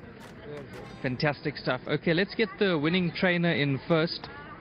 Wendy, this was absolutely a nail-biting finish all the way down to the line. Absolutely. He put his head down on the line. It was he's an absolute star, this horse. He doesn't just have the looks and the movie star looks, but he's got everything. He tries so hard. He's got the personality. I just want to say well done to Calvin. He rode an absolute crack on this horse. It's not today to come and lead the horse in. So well done, Jeff. Well done, Murray. So proud of this horse, eh? Lovely stuff. Congratulations once again. And I know you said that you got horses to saddle up. Anything else you fancy on the day? Well, we've got a couple of chances in the next race. They all fit in well. Fortudor, Kwanabi loves the turf. Fortudor loves well, so hoping for a trifecta. Hope to see you back here soon. Thank you. All the best to Wendy Whitehead. Let's get Cal to the line. A great ride from you. Well done. Thank you very much. Look, a lot of credit, as I could, to Joshua, because sure, he's got heart. I mean, his last win was very similar, where other horse came to hit him and he put his head down where it mattered most, and he did the same today. So full credit to her. Has to go to Wendy. You know, she's keeping these horses sticking along beautifully. So the connections, I believe they bred him. So you know, kudos to them. They've definitely bred a horse with a lot of heart, and he's not just looks. He's got the heart and he's got the ability to. So lovely to get the season off like this. As my first meeting back, I had a suspension, so happy to get the first one off the board so quickly, and yeah, just pleased with. Well done, Calvin. All the best. Thank you very much, and just want to say well done to everyone in connection to this horse, and to my brother, he's doing a great job, and to my family, thank you very much. Always support me. Lovely stuff. Well done. Cheers. Great. They're chatting to Calvin Habib. Come through, sir. You must be really thrilled with this victory. Yo, doesn't get closer than that, hey? Great ride by Calvin, and this horse is just a picture. Wendy needs to take some sort of credit for that. It looks amazing. And that Jeff Perkins should reconsider his day job, because he's breeding some fantastic horses. So thanks to Jeff, thanks to Murray, and thanks a lot for having us. Great run. Well done once again. Enjoy the celebration. We all do. Thanks a lot. Cheers. Lovely stuff there. Well done to all the winning connections there of number 9, Joshua Hot Snake. This was trained by Wendy Whitehead. It was ridden by Calvin Habib. It was a nail-biting finish all the way to the line, and it was bred by Mr. G.S. Perkins, the owners, Messrs. G.S. Perkins and M.R. Collins.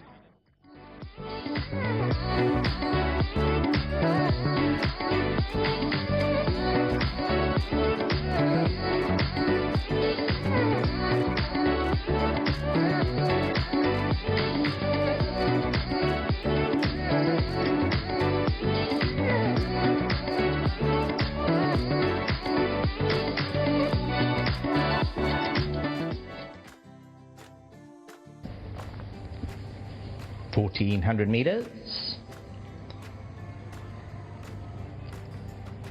And what a go from the 1,400 meter marker.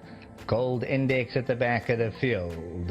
Joshua Hot Snake returned to Russia. Lucky Dollars right there. Ultimate Jewel, Happy Wanderer, Pongola. Not far off the action. Then Zappa. All the time. Mid-division, but only 4 lengths off the tempo at the 1,000 peg. Crested Eagle can't get in on the outside. Now looking to jostle closer to the rail. Then we have Winter Waves, Time Together. Gold Index is about 9 to 10 lengths off them, Time Together, and Intrepid has a mountain to climb from there, the grey. Coming past the 800, return to Russia by 3 parts of a length, Joshua Hot Snake. Lucky Dollar towards the inside, Happy Wanderers around them, Pongola, Ultimate Jewel. All the times only 4.5 lengths off the leaders, Zappa, Winter Waves. Return to Russia at the top of the lane, Joshua Hot Snake. All the times down the middle of the course. Zappa's on the inside all the time, and Gavin Arena now start to come at Joshua Hot Snake. Joshua Hot Snake all the time is building to the bridle. Joshua Hot Snake on the outside all the time. There's nothing in it, but Joshua Hot Snake's keeping his head in front as they hit it very tight. All the time put his nose down. Pongola and Zappa, just when Joshua Hot Snake was looking to last home, all the time made it very interesting. I was going to go with the inside horse, Joshua Hot Snake, but let's wait on the judges here. So it's Joshua Hot Snake on the inside, all the times wearing down. Joshua Hot Snake won it. Joshua Hot Snake number 9 by a whisker all the time. Pongola is Zappa. So, turning for home, Joshua Hot Snake moved in contention. All the time, Gavin Arena, he knew what he had to do. He moved right up alongside. And the last 50 meters, Joshua Hot Snake had his head in front. And just as they lunged to the line, all the time's going to put his nose down. But with the instinct, Joshua Hot Snake, as they drift towards the inside off a true line, Joshua Hot Snake's on the left from all the time, ducks in for a stride or two. We'll wait on the photo, but Joshua Hot Snake number 9, instinct says by a short head as they hit the line.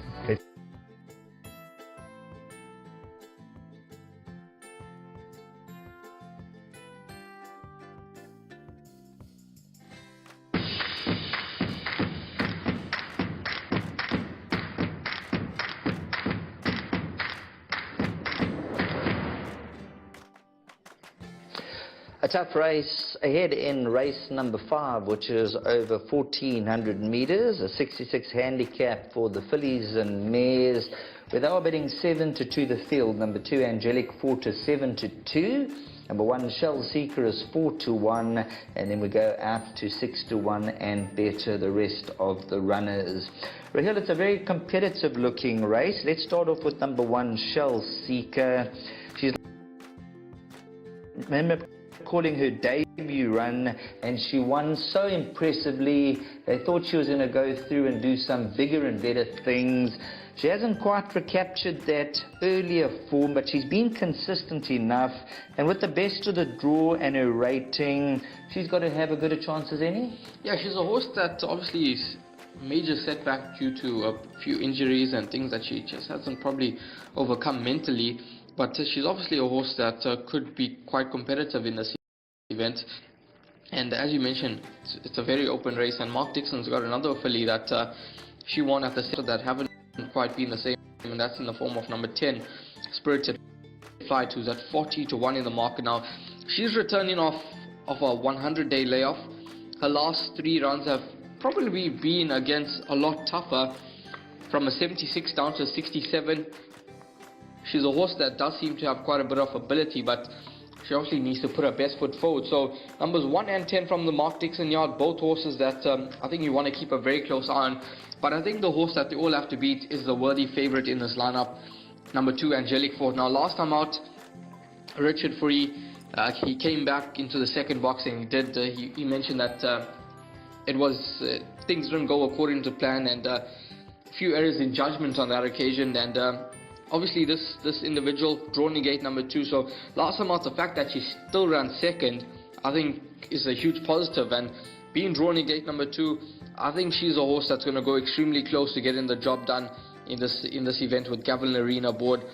I'm going to almost say that she was a winner last time out, and she's only gone up to 1 point, so I'm going to be with her once again. I thought she was value last time out, and I think she could go very, very close to getting the job done. But obviously into the mix, I see number 12, Fashion Mistress, at around 10 to 1 in the market. A horse that won at the second time of asking. She looks like she's looking for further than 1,000, so the 14 could just be ideal for her. Now that she is a 4-year-old, she's probably matured nicely, and she could be in with a mix. But I think once you look past a couple of these horses, it tends to become quite trappy. Yes, it does look to be very trappy after you look above the top few and the top few selections. But Angelic Fort, Shell Seeker, they seem to be the big players. You mentioned horses like number 10, Spirited Flight, definitely dropping down to a very competitive rating. And I just want to throw 120 to 1 shot in number 6, Drive Bar. Is having the first run here locally on the turf. Most of the runs here, in fact all the runs here, have been on the poly track from the Louis Gerson outfit. I remember calling the race last time. She was drawn 12 out of 12, and she actually moved up quite dangerously coming to the 200, and then just seemed to have had enough the last 100 meters. Yet to win on the turf, has had 8 runs for 3 seconds, dropped down 3 points in the ratings, and a 20 to 1 I'd throw in number 6, Drive By, as far as the exotics go. But Raheel likes number 2, Angelic Fort, as his first selection. And I'll say between numbers 1 and 2, those will be the 2 horses to beat. And then if you're looking for the roughie, number 6, Drive By, and throw in a horse like number 10, Spirited Flight, who won't be too far off the action in race number 5.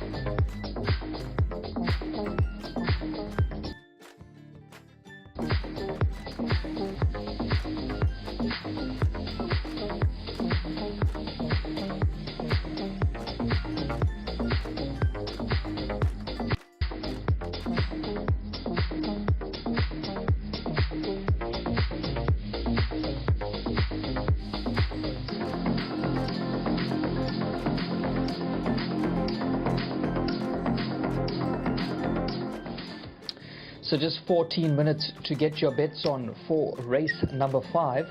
And Currently in picture is number 11, Stealth Attack. This is from the Allison Wright yard with Sereno Mudley aboard. And it was a good last win, a good maiden victory there, beating Fairy Trip narrowly on that occasion. And this horse is currently paying R8.40 for the win and R4.60 for the place. Does have a little bit of a tricky draw to contend with, but could be a nice each way bet here.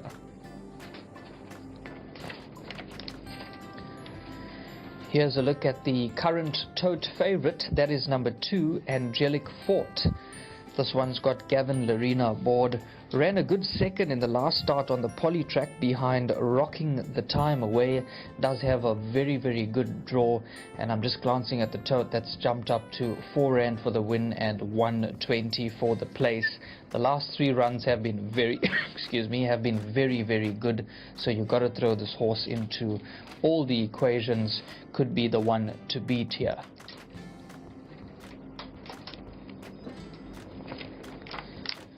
Here's a look at number 13, Efficient Trader from the Sean Terry yard. This one's got Dennis Schwartz aboard, trading at around about 14 to 1 in the fixed odds betting market. The last run finished 18 lengths behind Morgan Le Fay on the poly track, and the jockey reported that this one took no interest. The vet did have a look at this individual, but that's clearly not her run. She's much better than that, so I think you can draw a line through that last start. Does have a tough draw to contend with, but is the type of horse that could be running on very strongly at the end.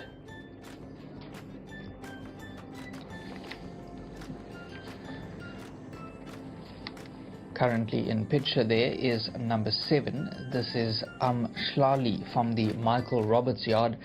Rachel Vinegar is going to take the 1.5 kgs off. This is one of the outsiders as well at around 17 Rand 40 for the win and 6 Rand for the place. The last run finished 13.75 lengths behind Gardenia on that occasion. You can see the form lines are fairly good there. Does have a fairly reasonable draw. Looks well in the parade ring, and hopefully with some luck in the running, this is the kind of horse that can be running at them strongly. Will be much fitter now. Remember that first run was on the 22nd of March there. I'm just looking at that. Finished 5.3 lengths behind Maria Carolina on that occasion. That was at Scottsville, and then raced on the 24th of May. That was on the poly track when finishing 7th on that occasion. So 77 days since the last race, and hopefully that this individual can get a little bit closer with the 1.5 kgs off the back. Looks like majority of the horses have left the parade ring, and there's some still entering the parade ring, but we'll monitor that as they go down to the chute. And you've got approximately 10 minutes to get your bets on as the rest of the jockeys now start to mount up.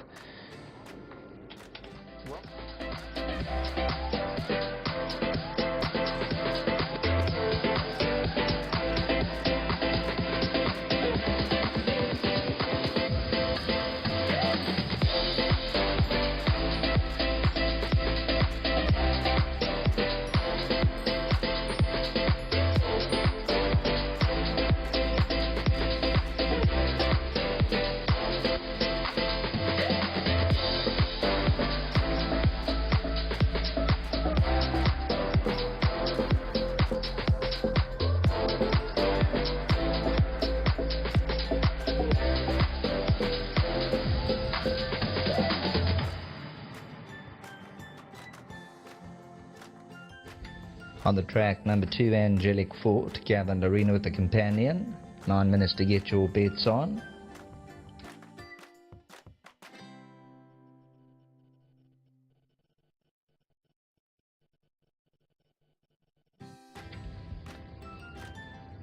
Miss Leela, number 3, Supersetlet Lengua.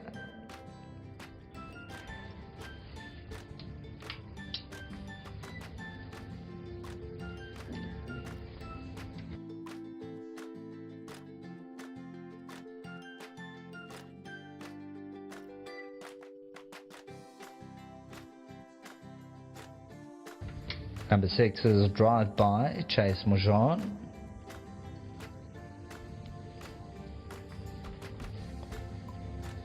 11 Stealth Attack, Serena Woodley. Slowly number 7, Rachel Venica. 12, Fashion Mistress, Tristan Godden. Efficient Trader number 13, Dennis Schwartz.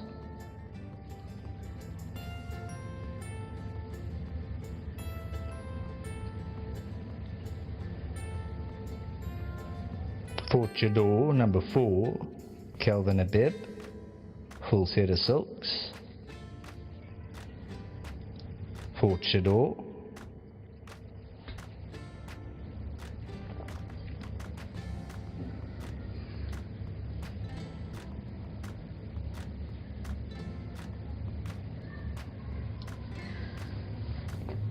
Number 8, Ed VJ, Cole Dickens sports a black cap.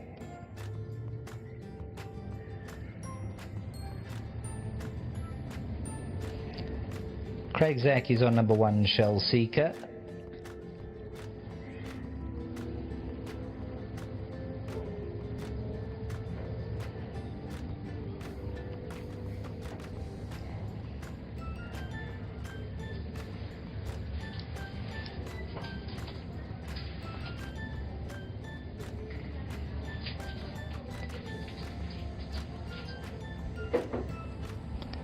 Number 9, Quinabi, Atundiwe Mgutwa.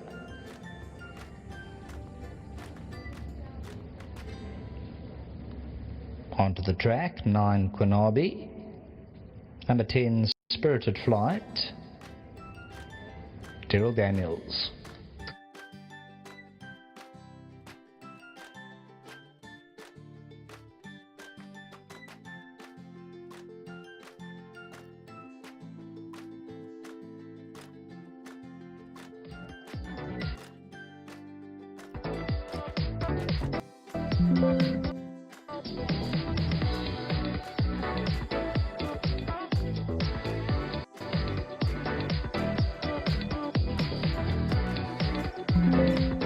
It's approximately 6 minutes to get your bets on for race number 5, which is a handicap for fillies and mares at the 66 level, and they're going to race over 1.4 kilometers. Scratched is number 5, Daddy's Jet. Let's talk about a few runners, and I'll start at the top of the page with number 1, Shell Seeker for Mark Dixon. And Shell Seeker, although taking a little bit of time to win again, she's posted some fair efforts recently. I know her penultimate start wasn't great. She lacked a strong finish, but she ran second to Lady Serena once upon a time, third to Rocking the Time Away, and there's a bit of form there to talk about, and I would say she's got a strong place chance. Yeah, she does form part of my top 4 selections. I do believe that she's in with a lively chance here at around about 8 Rand 60 for the win and 2 Rand 10 for the place. It's got Craig Zaki aboard. It's got a good draw, and from there he'll be able to just slot her in, and maybe the doors can just open at the right time and she can quicken up. Angelic Fort, well, if you're a big replays man, I'm sure you would have maybe gone and watched that last run. She came from an impossible position and really motored home strongly, did Angelic Fort. And I think that's why the punters have cottoned on to that. 2 Rand 80 and 1 Rand 50. She gets Gavin Larita, who's been boxing on, has Gavin, and he'll be itching to get into the winner's enclosure, and it could happen with Angelic Fort. Yeah, just like the comment says in the computer form, knocking at the door. So this individual's got a lot in her favor. She's got a good draw. She's got Gavin Larina aboard. She's got good form, and we can see why she is the current favorite.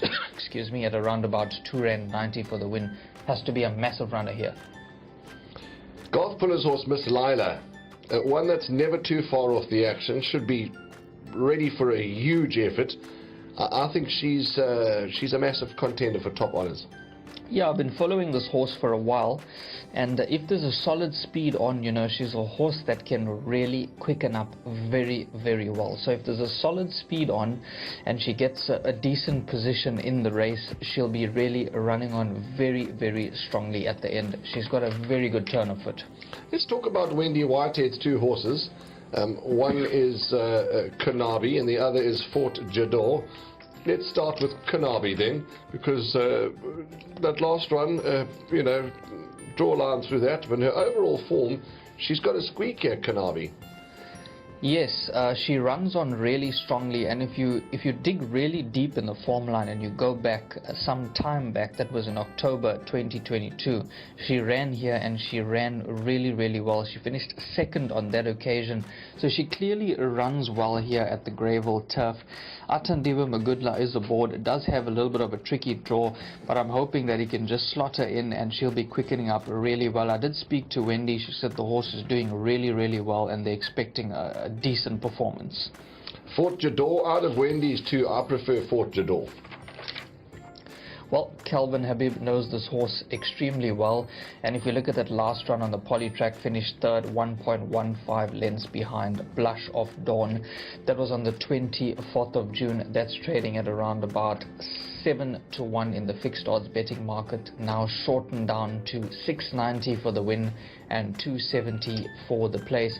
But of the two, I'm leaning towards number 9, Kanabi. Okay, Devon in the camp of Kanabi. I'm in the camp of Fort Jador out of the two Wendy Whitehead runners. This horse, Efficient Trader, is not going to have it easy from that awkward draw, but her last run, you just ignore it. Took no interest, and it can happen with horses. She would have a solid place chance here, and you know, if she had to have luck in running, she would even have a winning chance. If you look at her form prior to the last start, like we said, draw a line through that, was always there in the vanguard. Does have a tricky draw to contend with, but I'm sure she will be running on very strongly at the end. Okay, there is less than 2 minutes to go. I think let's hand up to Sheldon. Anything else you want to add? You know, a swinger or an exacta to select, or who's your first choice, or have you got an each-way choice? I think the top 4 runners that you can play with, in not specifically in order, but I'm going to give you the numbers 1, 9, 2 and 12. So 1, 9, 2 and 12, you can play around these runners, but I quite like number 9, Kanabi. Okay, there we go. They're going to start loading shortly.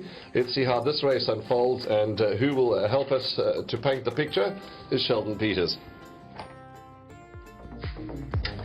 Race number 5. www.goldcircle.co.za. Fillies and mares 66 handicap, 1400 meters. Gavin Larina jumping aboard Angelic Fort, the current tote favourite at 3 Rand 20, 150.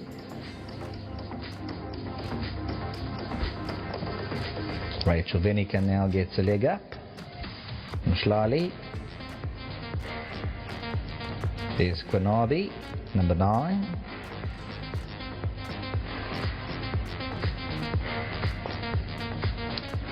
Starters calling the roll at the 1400. Miss Lila's coming. Shell Seeker. Efficient Trader. Forward moving into 13. Quinabi. Ed VJ. Spirited Flight to step up. Fort Jador. Angelic Fort's in. Drive by. Mshlali to come forward. Fashion Mistress.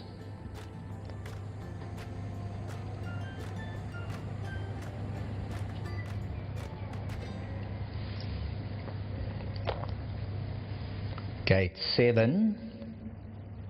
Mshlali. 1400 meters, race number 5. Flags up. They're racing away from the 1400 meter marker. Let's see how they play their cards. Fort Jador broke smartly the white cap. Shell Seeker holds position. Mshlali's around runners. Angelic Fort's a little bit strong the first 200 meters, looking to settle into a rhythm. Miss Lila's towards the inside, and Spirited Flight can't get in. Ed VJ. Drive-bys on the outside. Angelic Fort just ahead of this runner. The green cap. As we sort out in the racing order, Quinabi's stealth attack towards the back end, Fashion Mistress and Efficient Trader. Fort Jador's laid it down to them, 2.5 lengths to the good past the 750. Shell Seeker second and Schlali, Miss Lila to the inside. Spirited Flights around them, then Angelic Fort. Drive-bys trying to get a little bit closer. Ed VJ towards the inside, Quinabi. Fort Jador with a healthy 2.5 length advantage. Shell Seeker's back in second, Angelic Fort. On the outside, Drive-by. Fort Jador clear at the 300-meter marker. Shell Seeker. Schlali's coming with a run down the center of the course. Drive-by the outside. Fort Jador, 150 meters to go. Shell Seeker on the outside. Schlali. Fort Jador repels them all. Schlali second. Shell Seeker. Then came Miss Lila in behind these. Fort Jador. Kelvin Abib said, "Catch me if you can," and they could not. Well, the conditions today are certainly suiting those, and there you'll see Kelvin Abib with a big grin as they hit the line. He played them on the break, got to the front, and that was it. Schlali, Shell by Fort Jador for Miss Haddon, the Gats, Whitehead, bred by the Ralph Syndicate. Hi Ho Silver, top of the lane. Kelvin Abib led them a merry dance. And as you can see by the style and the conditions today, when you skip, they're not going to get close to you if you got enough horse under you. And Fort Jador gets that elusive second victory. And when they swung around that turn, it was going to take some catching. Number 4, Fort Jador. The captain of all will get the second win today. Stays Shell Seeker in behind these, but 6 Rand 10 and 1 Rand 80 the dividend for number 4, Fort Jador. Back to the studio.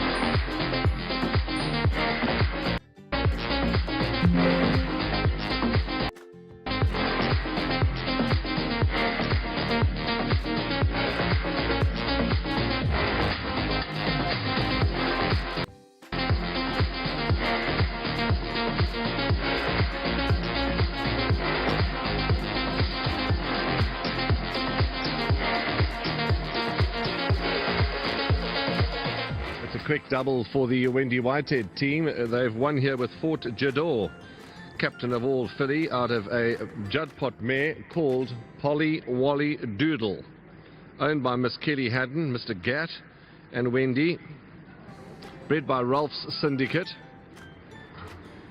and steered to victory by Kelvin Habib. So that's a quick double for Wendy and Kelvin, and Fort Jador's now recorded her second career win, and she certainly loved the 1400 meter trip.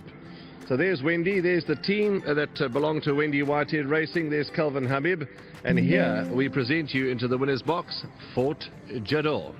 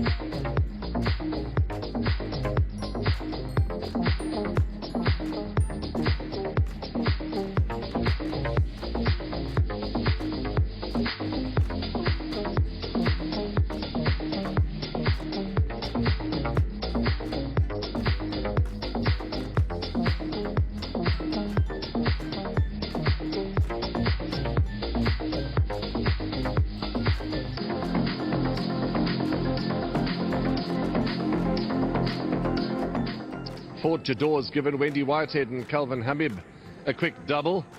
And this is a daughter of captain of all out of a Judpot mare, owned by Kelly Haddon, Mr. Gatt and Wendy Whitehead. And she is now a two-time winner, is Fort Jador. Vusi Muzi is the groom of Fort Jador. He gets 2,000 Rand on behalf of Hollywood Bets and Gold Circle. Well done to you, Vusi Muzi. Congratulations.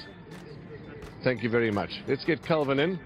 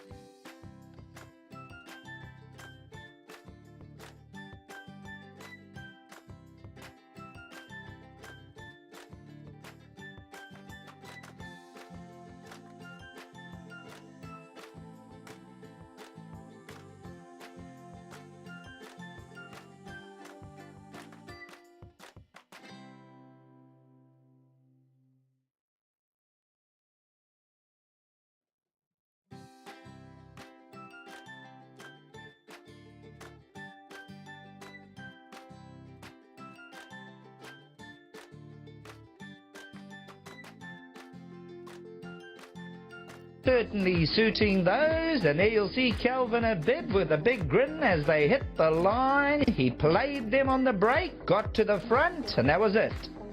Mshlali, Shell Seeker, Miss Lila, Drive By, Fort Jador, for Miss Haddon, the Gats, Whitehead, bred by the Ralph Syndicate. Hi Ho Silver, top of the lane. Calvin Abib led them a merry dance. And as you can see by the style and the conditions today, when you skip, they're not going to get close to you if you got enough horse under you. And Fort Jador gets that elusive second victory. And when they swung around that turn, it was going to take some catching. Number 4, Fort Jador, the captain of all, will get the second win today. Mshlali stays on well for second. Shell Seeker in behind these, but 6 Rand 10 and 1 Rand 80 the dividend for number 4, Fort Jador. Back to the studio.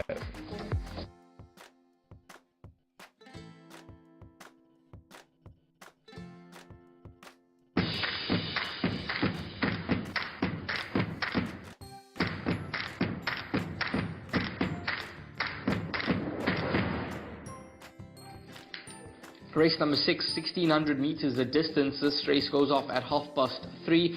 It's a maiden plate for the fillies and mares. It's a field of 12 runners that are set to, rather 11 runners now, because number 7, Fairy's Trip, is a scratch-in. That's certainly an important scratch-in in this event. Vermicelli tops betting boards at 3-1, 9-2 Nonoti, 5-1 Baby on Board, 11-2 about Dame Mazona and Grecian Palace. It's 8-1 and better bar those, and it's another competitive race. This time it's a maiden plate, so quite a few horses in with chances. Baby on Board, she's a filly that does have a good draw. I think she's a horse that could actually win a fair share of races. She's actually quite a decently bred daughter of Potala Palace. She's related to a horse that the name is trained by Gareth Van Zyl.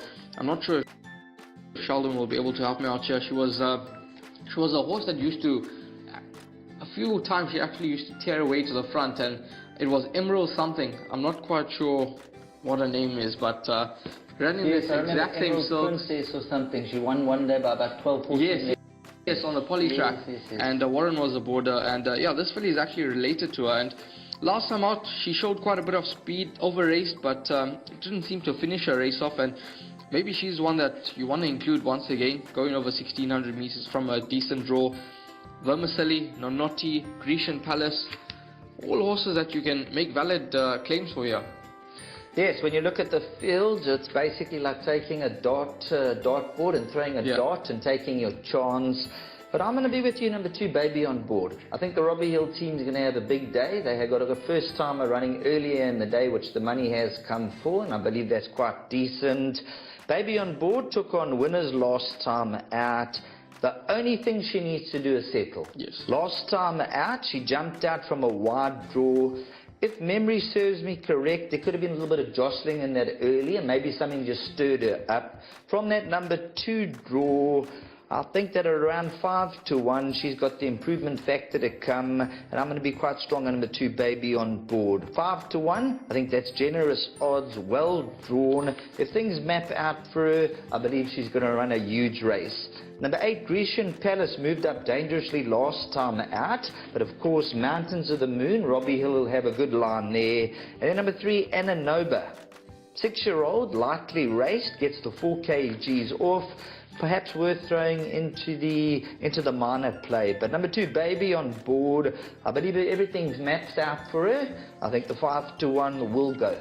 Yeah, I certainly agree with you there. Numbers 2 and 8, I think you could possibly play around those 2 horses. The rest of these runners, they are fairly well exposed. They're well tried in the maiden ranks. But 5-1 about Baby on Board. Maybe if there is a follow-through about Jazz Cafe, then maybe you could possibly play the Robbie Hill double on the day, Jazz Cafe into Baby on Board, and it could be some decent value as well. But both Sheldon and myself, we're going to be with the 2 horse here, Serena Woodley aboard for the Robbie Hill yard, and we're hoping that things map out accordingly for her, and she's able to finish off her race quite strongly and enter the number 1 box.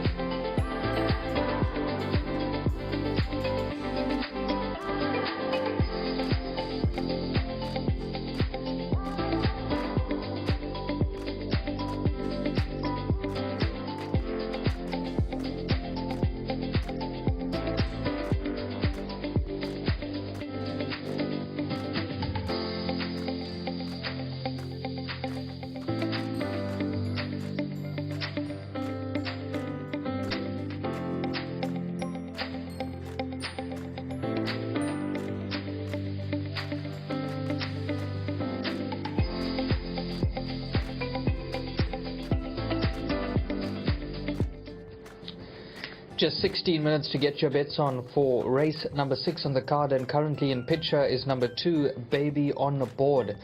This is from the Robbie Hill yard, and that's paying at around about 13 rand for the win and 180 for the place. Hasn't been far off the action, barring the last start when finishing 7.85 lengths behind Let's Go Now. And if you look at the comments, they over raced early, so that obviously took its toll on her, because prior to that she was never far off the action. I remember the run behind Daddy's Jet when she finished third. That was on the poly track. She finished third, 1.7 lengths behind the winner on that occasion. She moved up to a point really well, and I followed her on the next start. She ran okay. She finished 2.9 lengths behind African Beat, but she's got a very good draw here, and I'm sure the connections will be hoping that she can run a much better race now. She looks well in the parade ring, and that's returning about 12.60 for the win. Moving on to horse number 1. This is Style Icon from the Mike Miller yard. Finished 11th on debut, 11.75 lengths behind Approachable Lass. Is one of the rank outsiders according to the tote boards. 42 rand 20 for the win and 5.30 for the place. Nevertheless, has got a very good draw, and I'm sure they'll be hoping for a much more improved run from number 1, Style Icon. Here's a look at horse number 6, A Touch of Sugar. This is from the Lorenzo Karim yard. It's got Calvin Habib aboard. He's been riding really well. The last start, I think you can draw a line through that. Finished 25.05 lengths behind Lady Canton. You can see the comments there compounded, and then the vet had a good look at this individual. So maybe throw this one into your larger trifectas and quartets. You can see there 9 rand 80 for the win on the tote and 4 rand 70 for the place.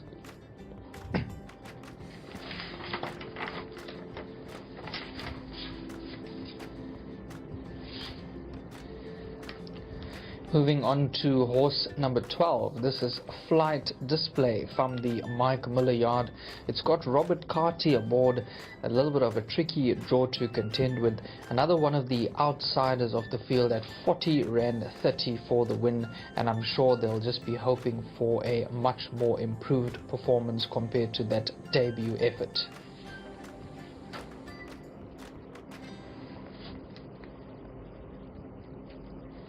Currently in picture now is horse number 8. This is Grecian Palace from the Mowing yard. Has made steady progress from one run to the next. And Craig Zaki is aboard. He's already had a winner on the card. So include this into all the equations, because there is further scope for more improvement, and should see this one finishing in the money.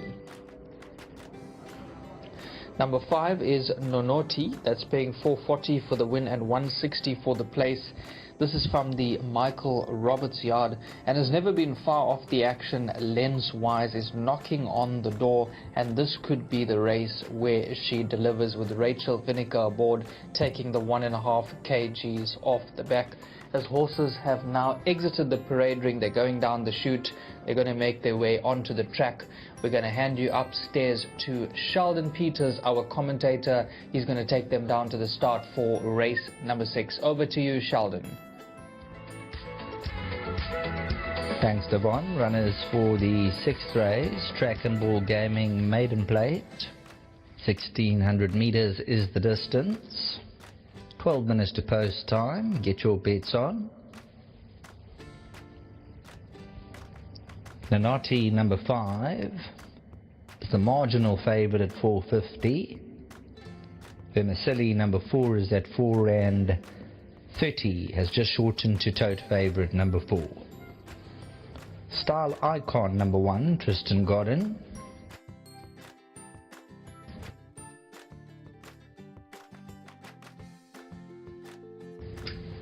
Two, Baby on Board, Serena Mudley.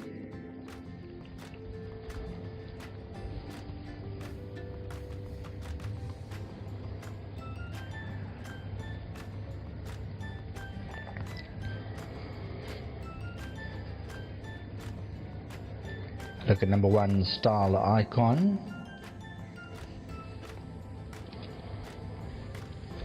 Number 2, Baby on Board. We'll go straight down to the start, and I think that's just to keep her cool, calm and collected, because last time over-raced. So Baby on Board, that is taking precautionary measures to keep her as quiet as possible. As number 3, Ananoba, Trent Mayu Parade. Grecian Palace number 8, Craig Zaki. Number 1, Style Icon Moving Past. Vermicelli is number 4, Gavin Larino the rider.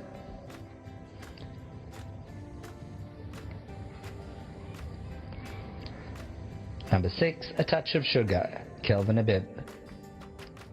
Damazona number 9, Sean Veal. Ananova Passing By number 3. Pixie and Lovers 11. Grecian Palace number 8. Next up, number 6, A Touch of Sugar. Vermicelli number 4. Damazona. Alea's Unicorn number 10, Sipesetle Lingua. 12, Flight Display, Robert Carty. Orange Cap.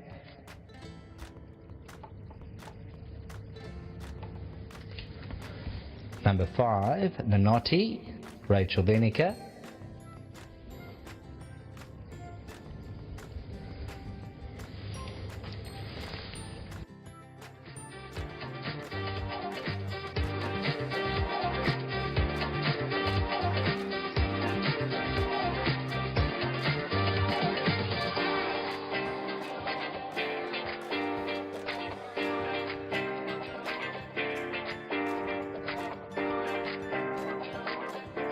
Just 3 races left for you, races 6, 7 and 8.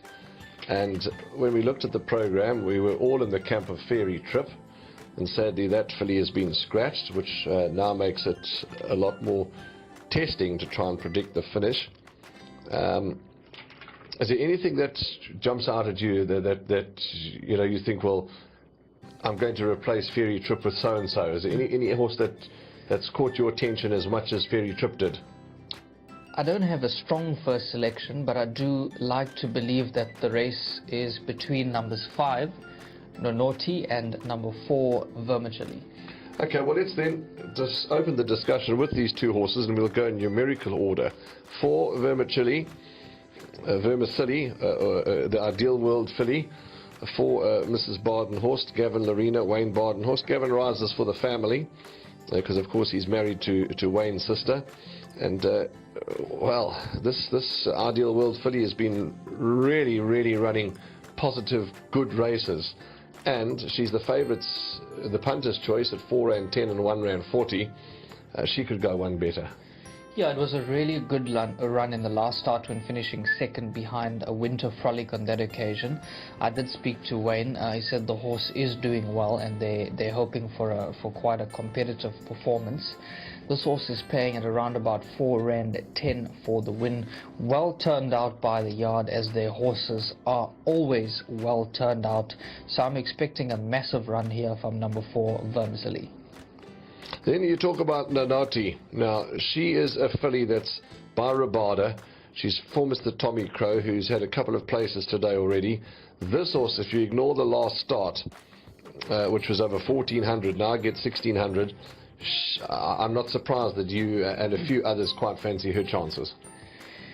Well, she ran in the same race as the current tote favourite, number 4, Vermicelli, on that occasion, and she was drawn 10 out of 10. That's number 1.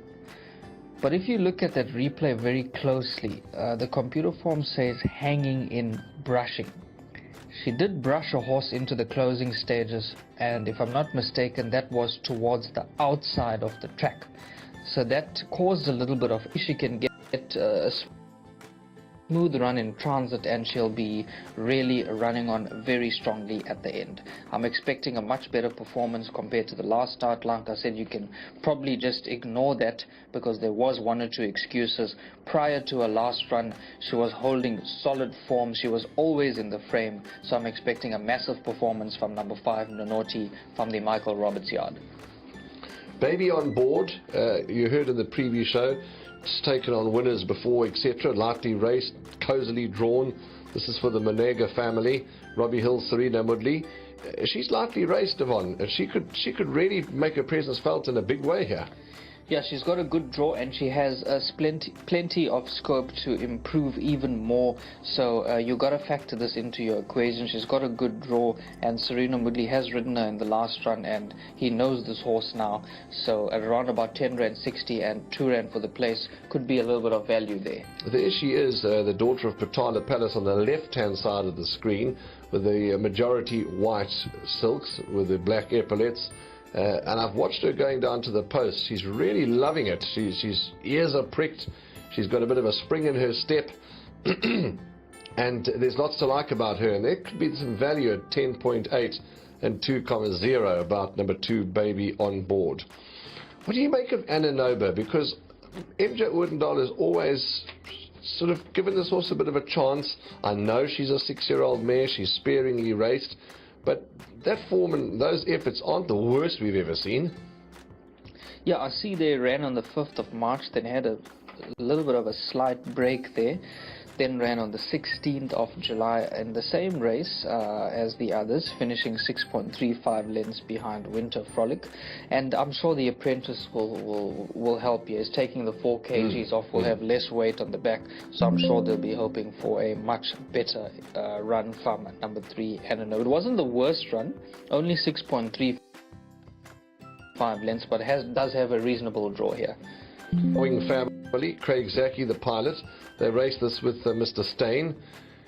Good improvement in the second start. Well, you might say, some might say good improvement, ran 6th, but less than 3 lengths off them. That was a good improvement from run 1 to run 2 in my book. Yes, making progress with each and every start, and I'm sure with the experience that this horse has now, has scope to improve even further.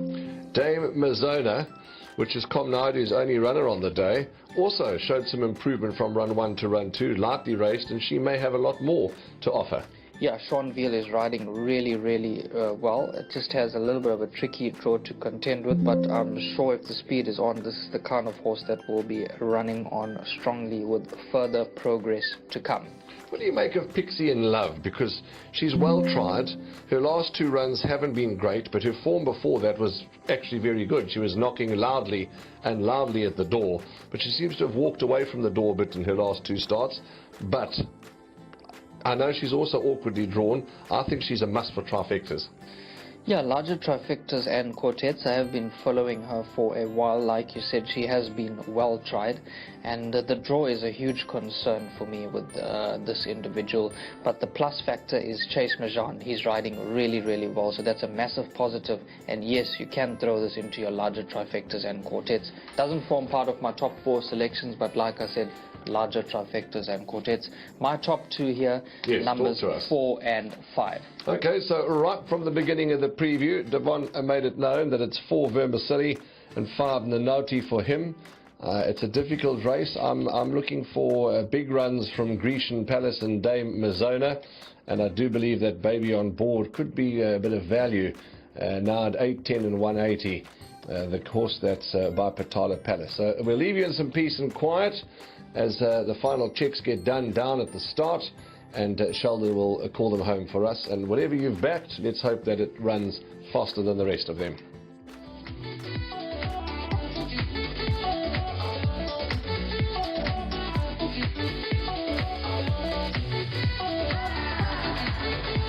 Race number 6 is the Track and Ball Gaming Maiden Plate, 1600 meters.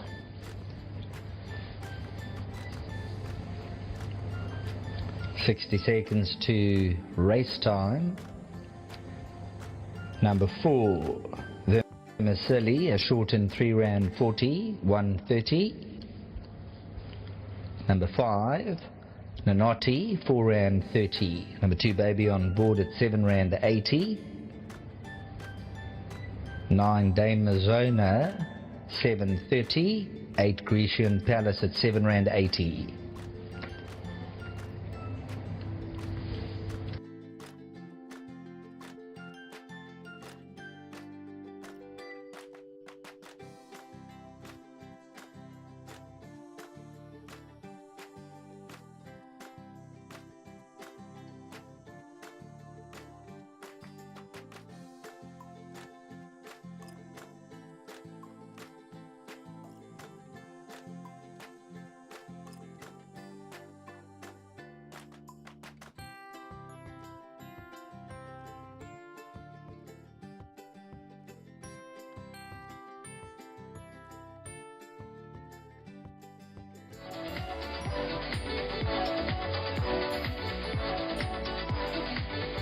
Race time, Style Icon to 1, Nanoti to 5, Ananoba to 3, Dame Mazona to move up, Pixie and Love installed, A Touch of Sugar, the next runner to come forward, Baby on Board, Grecian Palace, The Colourful Silks, Vermicelli to 4, Grecian Palace in 8 just to settle, Flight Display 1600 meters, and away they go. Alea's Unicorn got left 3 lengths or so, Flight Display second to last, and Pixie and Lovers third to last.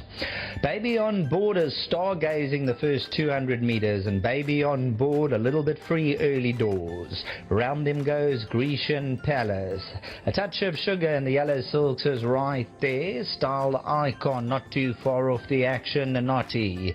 Ananoba's on the inside. Vermicelli's on the outside. Baby on Board needs to settle past the 1,000, using up quite a bit of energy. Baby on Board. Dame Mazona, Pixie and Love. I'm not sure what happened there. Something picked and there was a ripple effect there. Alea's Unicorn is further back in the running, and towards the back end, Flight Display.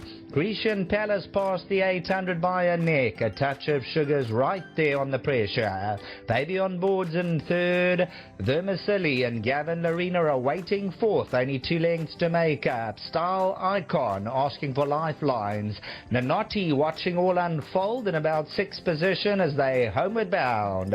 Grecian Palace by 3 parts of a length. Baby on Board's down the middle. Vermicelli's now been asked to go out and try and fetch them coming to the 300. Baby on Board hit the front coming to the 250 meter marker. Vermicelli, Nanoti's on the outside. Baby on Board, those finding that little bit extra. Style Icon on the inside late on. Baby on Board, those clinging on to the lead. Style Icon's coming out second best. Then came Vermicelli, and it's tight with Nanoti in behind that and Dame Mazona.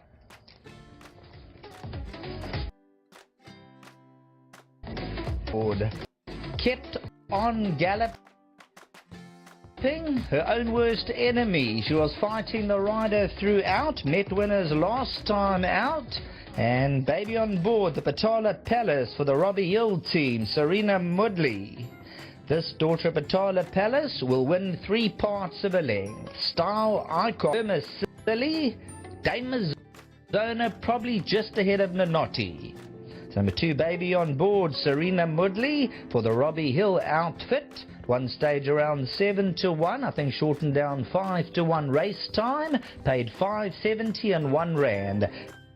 Baby on Board came into the head of affairs, and in just the last 100 meters kept up the momentum and will stay on for the victory after fighting just about throughout. Number 2, Baby on Board will cling on to the lead and get that first prize as we go back to the studio.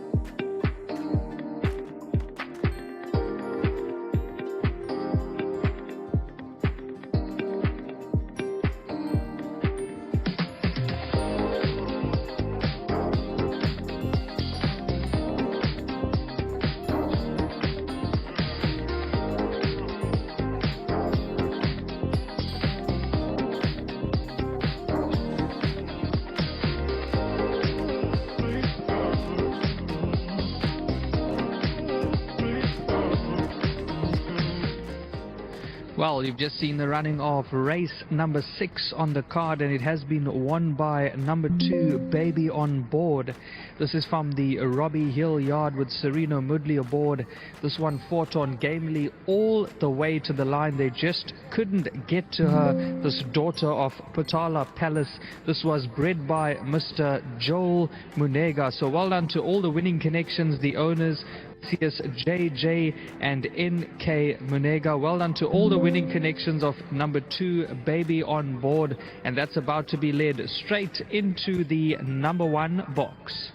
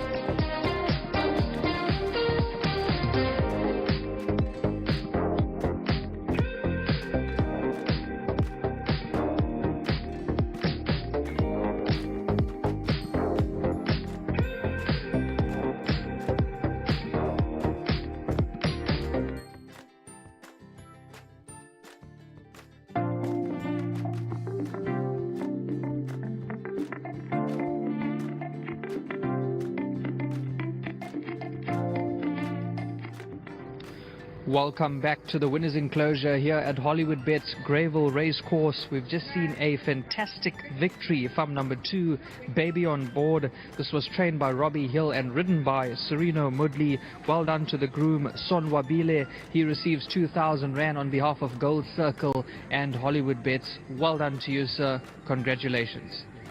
Great stuff. Okay, let's see who's going to come through first. We're waiting for the winning trainer. Let's get Robbie Hill in first. It's coming through now. Come through, Robbie. Come through, Robbie. So chat to you first. Well done. Congratulations. Fantastic victory. Yeah, thanks, man. Yeah, last time, Serena chased her, and then she just, she went way too quick. She ran away with him a bit last time, and then fell in a heap.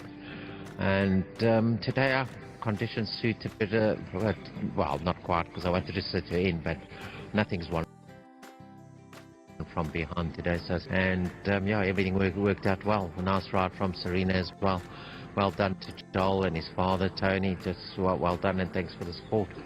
She was a little bit strong in the running. I remember I called that race when she ran 3rd behind Daddy's Jet. She moved up really, really well, but I'm sure she's just going to keep getting better. Yeah, you know, she pulled today. She needs to settle down, and then you've got a chance of winning again, you know. They need to settle in the race to pull like that and still win. So she done herself proud. Lovely start, fabulous way to end the day. Thank you. Enjoy the celebrations. Okay, let's get Serena Mudley in. You're riding really, really well. Well done. Thanks so much. Talk us through the race.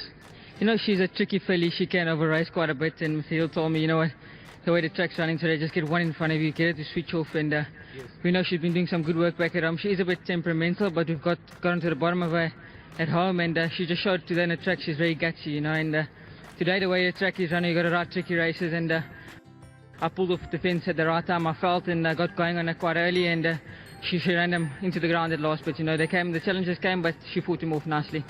It's always very encouraging because she looked a little bit strong in the running, but when the challenges came, she just seemed to find more and fight them off. Yes, definitely. You know, just for the first half of the race, it was a race where there wasn't much speed, and I didn't want to lead in the race, so I waited for quite a bit for cover, and I got it eventually. And look, I thought it was a win full and merit. I think she'll go on here from here, and a massive thanks to the owners for the opportunity. Big thanks to them. Well done once again, Sereno. Keep it up. Thanks so much again to Mr. Hill and his team, and to my sponsors, Uniform. Thank you so much. Lovely stuff there. Well done to the Robbie Hill team there. They won race 6 on number 2. Baby on board, and Sereno Mudley was aboard. This did receive late betting support. It was bred by Mr. Joel Munega. Well done to all the winning connections there.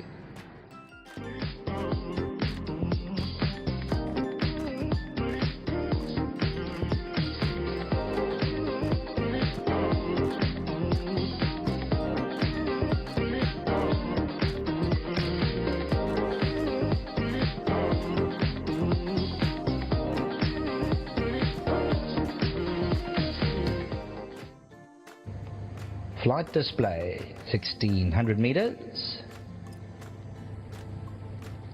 And away they go. Elias Unicorn got left 3 lengths or so. Flight display second to last, and Pixie and Lovers third to last.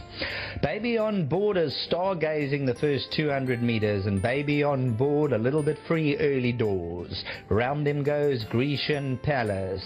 A touch of sugar in the yellow silks is right there. Style Icon not too far off the action. Naughty. Ananoba's on the inside. Vermicelli's on the outside. Baby on board needs to settle past the 1,000, using up quite a bit of energy. Baby on board. Dame Mazona, Pixie and Love. I'm not sure what happened there. Something picked and there was a ripple effect there. Elias Unicorn is further back in the running, and towards the back end, Flight display. Grecian Palace past the 800 by a neck. A touch of sugar's right there on the pressure. Baby on board's in third. Vermicelli and Gavin Larena are waiting fourth. Only 2 lengths to make up. Style Icon asking for lifelines. Nanoti watching all unfold in about 6th position as they homeward bound. Grecian Palace by 3 parts of a length. Baby on board's down the middle. Vermicelli's now been asked to go out and try and fetch them coming to the 300. Baby on board hit the front coming to the 250 meter marker. Vermicelli, Nanoti's on the outside. Baby on board, those finding that little bit extra. Style Icon on the inside late on. Baby on board, those clinging on to the lead. Style Icon's coming out second best. Then came Vermicelli, and it's tight with Nanoti in behind that, and Dame Mazona.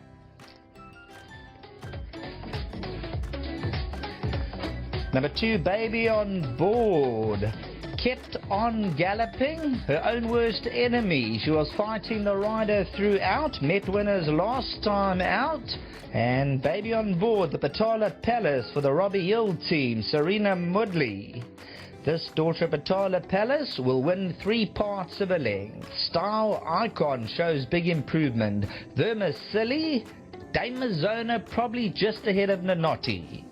Number 2, Baby on board, Serena Mudley for the Robbie Hill outfit. One stage around 7-1, I think shortened down 5-1 race time. Paid 5.70 and 1 rand. Baby on board came into the head of affairs, and in just the last 100 meters kept up the momentum and will stay on for the victory after fighting just about throughout. Number 2, Baby on board will cling on to the lead and get that first prize as we go back to the studio.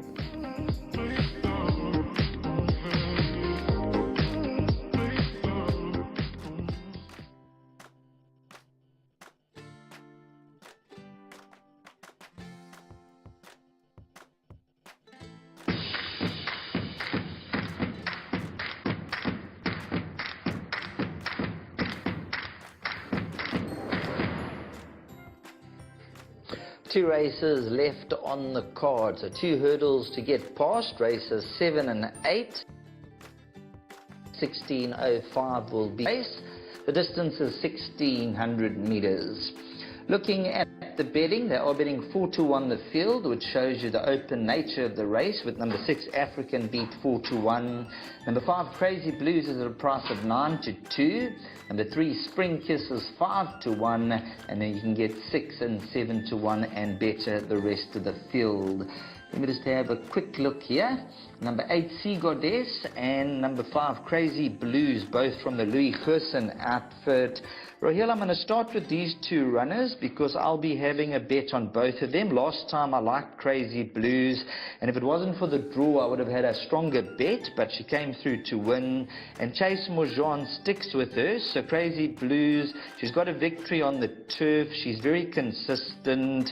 How do you rate Crazy Blues' chances? Yeah, she must be a lively contender in this event, Sheldon. I must say that last time I didn't believe that she would be able to turn the form around with another horse in the race, but she actually won quite a gutsy race on that occasion, beating Duchess of Gold. Unfortunately, Duchess of Gold did absolutely nothing for that form line over the weekend. She ran a very disappointing race, running midfield.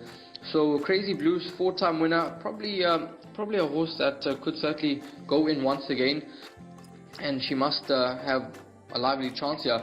I like number 3 though, Spring Kiss from the under Nile yard. Now she's a foil daughter of Karari that's had 3 starts in the province. She won her debut run in the province, and then she's followed that up with 2 decent efforts.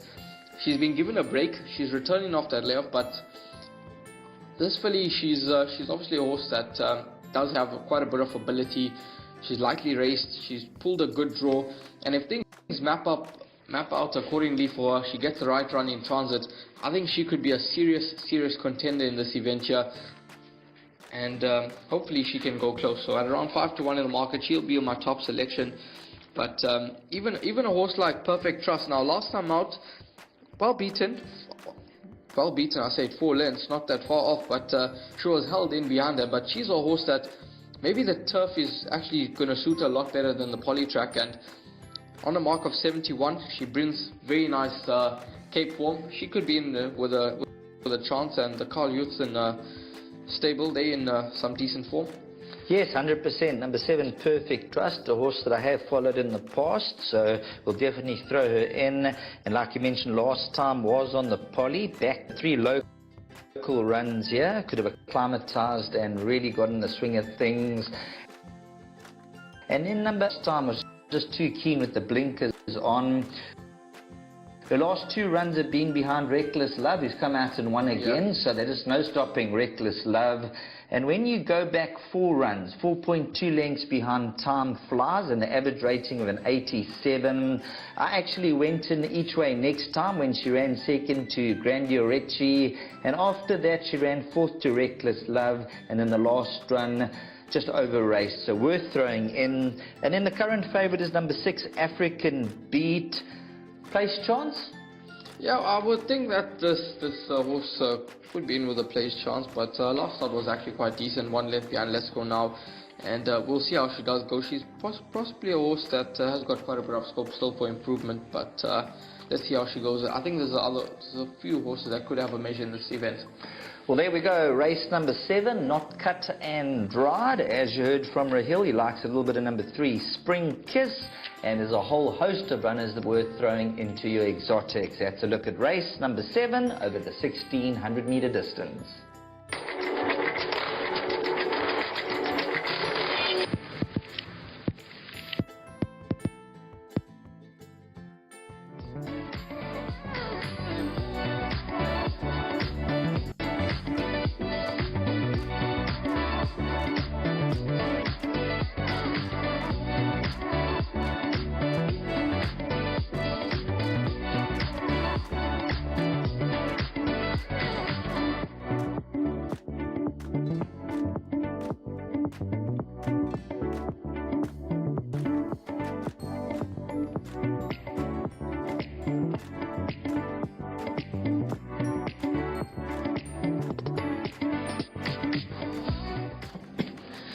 16 minutes to get your bets on here for race number 7 on the card. Currently in picture is number 3, Spring Kiss. This is from the Andre Nell yard with Byron and the team. Daryl Daniels is aboard. Did run a good second in the last start on the 24th of May behind Gardenia on that occasion. The form lines are fairly good there, but hasn't raced for 77 days. Nevertheless, this has turned out really well. Looks immaculate in the parade ring at around about 7 rand the win and 130 for the place. Here's a look at number 6, African Beat, and this has got Tristan Godden aboard from the Mike Miller yard. That's paying at around about 4 rand the win. Does have some solid form to recommend. African Beat has got to be a real lively contender for top honors here. Current tote favorite at the moment is number 9, Phasia from the Gareth van Zyl yard. That opened at around about 9-2, but currently trading at 3 rand 90 on the tote. Here's number 9 in picture currently, and that looks beautifully turned out by the yard. The last race was on the 22nd of May, so hasn't raced for 79 days. Does have a bit of a tricky draw to contend with, but is a lightly raced individual. She's a beautiful filly, is Pfizer. Karori out of a Mambo in Seattle mare, Wicklow stud, the breeders, and she may have a lot more up the cuff, this horse. For Gareth and Atandiwa does have a little bit of an awkward draw to overcome. She has 60.5 to shoulder, but you know, she's rated 77. I think she'll end up being way better than that, and I think she'll make her presence felt here, will Pfizer. One for the very short list indeed. Here's horse number 2, called She's Not Easy. This is owned by Blue Sky Thoroughbreds, was bred by Drakenstein stud. She won in her penultimate start. Her last start she was steadied at a crucial stage.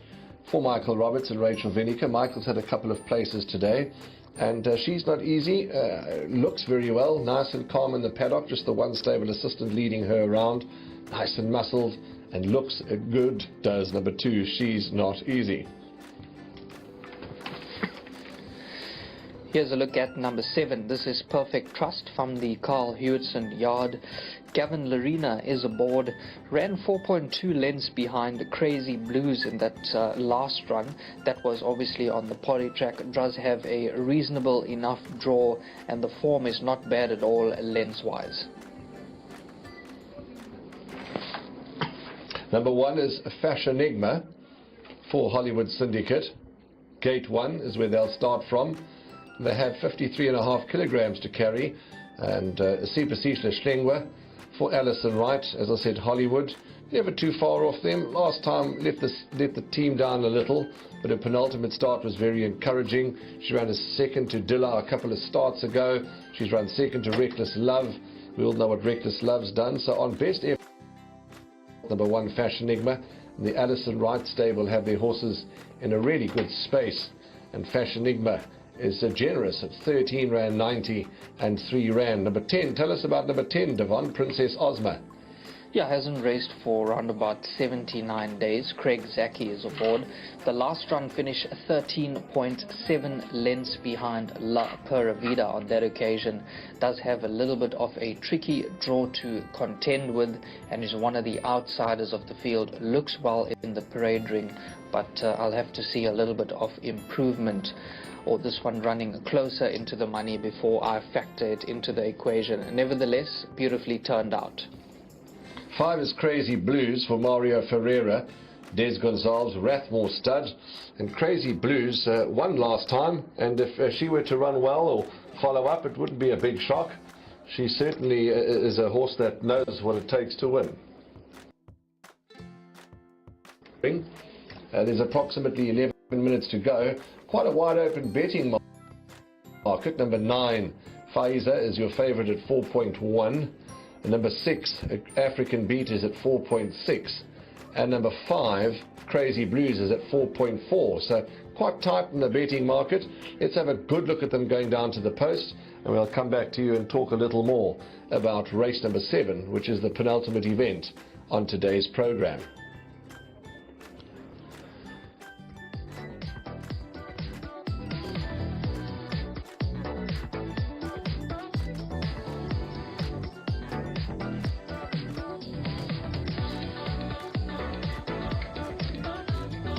Next up, race number 7. Tab Gold Score 10, 75 handicap over 1600 meters. Got approximately 10 minutes to get your bets on.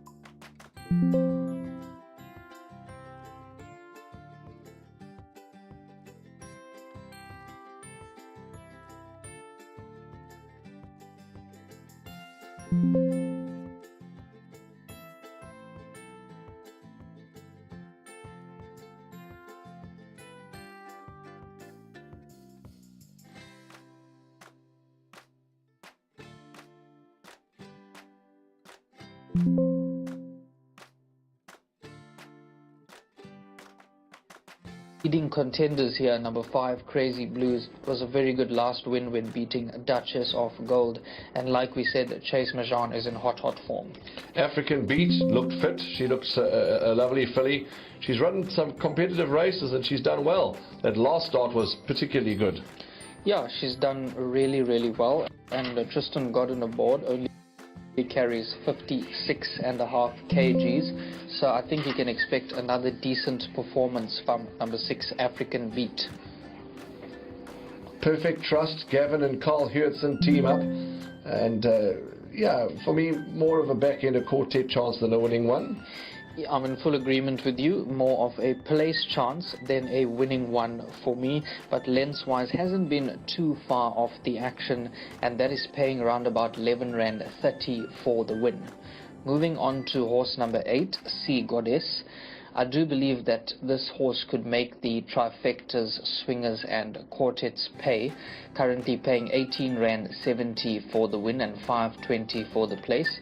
Looked well enough going down to the start, and I remember 3 runs back when she ran second to Grandi Orici on that occasion by 1 length. She ran a really good race. I think I called that race, if I'm not mistaken. She ran really well, so I think you can expect a bold showing from number 8, Sea Goddess. Pfizer is the, I say unknown, because she is lightly raced. She's had 1 or 2 gaps in between, and she is currently rated 77, and I've got no doubt that she's going to end up being way better than a 77. She looks a progressive filly in the making. Whether she'll need it today or not, that we don't know. She makes her, yeah, she could be anything, Pfizer. Looked really well. It does come from a powerful yard who are in great form, so you can't ignore this horse's chances. Does have a little bit of a tricky draw to contend with, but I do believe if the speed is on, she's going to be running on very strongly. So number 9, Faiza, looks really well, and that is the current tote favorite at around about 4 Rand for the win. Princess Ozma, drawn the deepest, has 61 to carry. She really looked a healthy horse, did Princess Ozma, but she's going to have to start showing us what she showed earlier on in her career.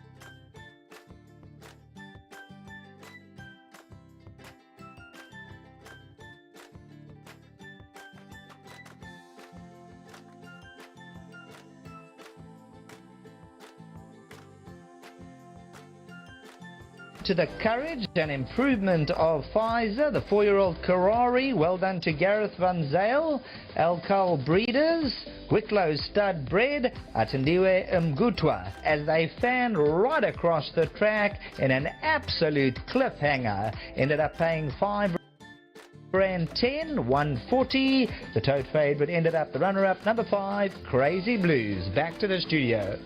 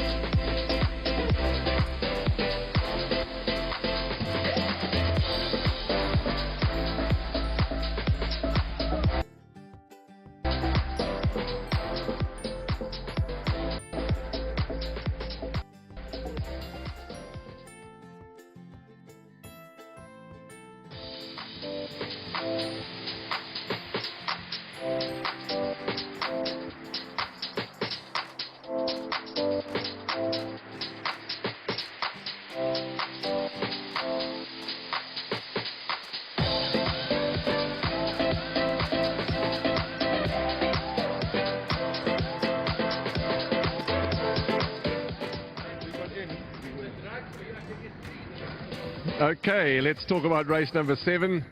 And race number 7 has provided us with a thrilling finish. Pfizer winning for Gareth Van Zyl, Atendiwe Mgutwa and Al Kahal Breeders. Second was Crazy Blues. And third, let's have a look at the board there. First was number 9, Pfizer. Second, number 8. Second, number 8, Sea Goddess. Third, number 5, Crazy Blues. And fourth, number 6. There we go, 9, 8, 5, 6. Those are the numbers that have gone up on the board. Looked very close for second and third. But let's talk about the winner, Pfizer. She's by Karari, out of a member in Seattle mare called Mystic Express. She's trained by Gareth Van Zyl and ridden to victory by Atendiwe Mgutwa. Al Kahal Breeders, as I said, are the owners. Lovely to have the team on course. And this horse, yep, she seems to be a progressive horse. She seems to be one to follow. Lightly raced, and she's done well here, has Pfizer. Second, Sea Goddess. Third, Crazy Blue. So it's a second and third for Louis Goosen. And fourth was African Beat. 9, 8, 5, 6. Having a word with Craig Udy, he just mentioned that yeah, if the horse got in, maybe it would have been a bit closer. But there we go. Let's talk about the winners. That's Pfizer, and we'll look forward to talking to the connections shortly.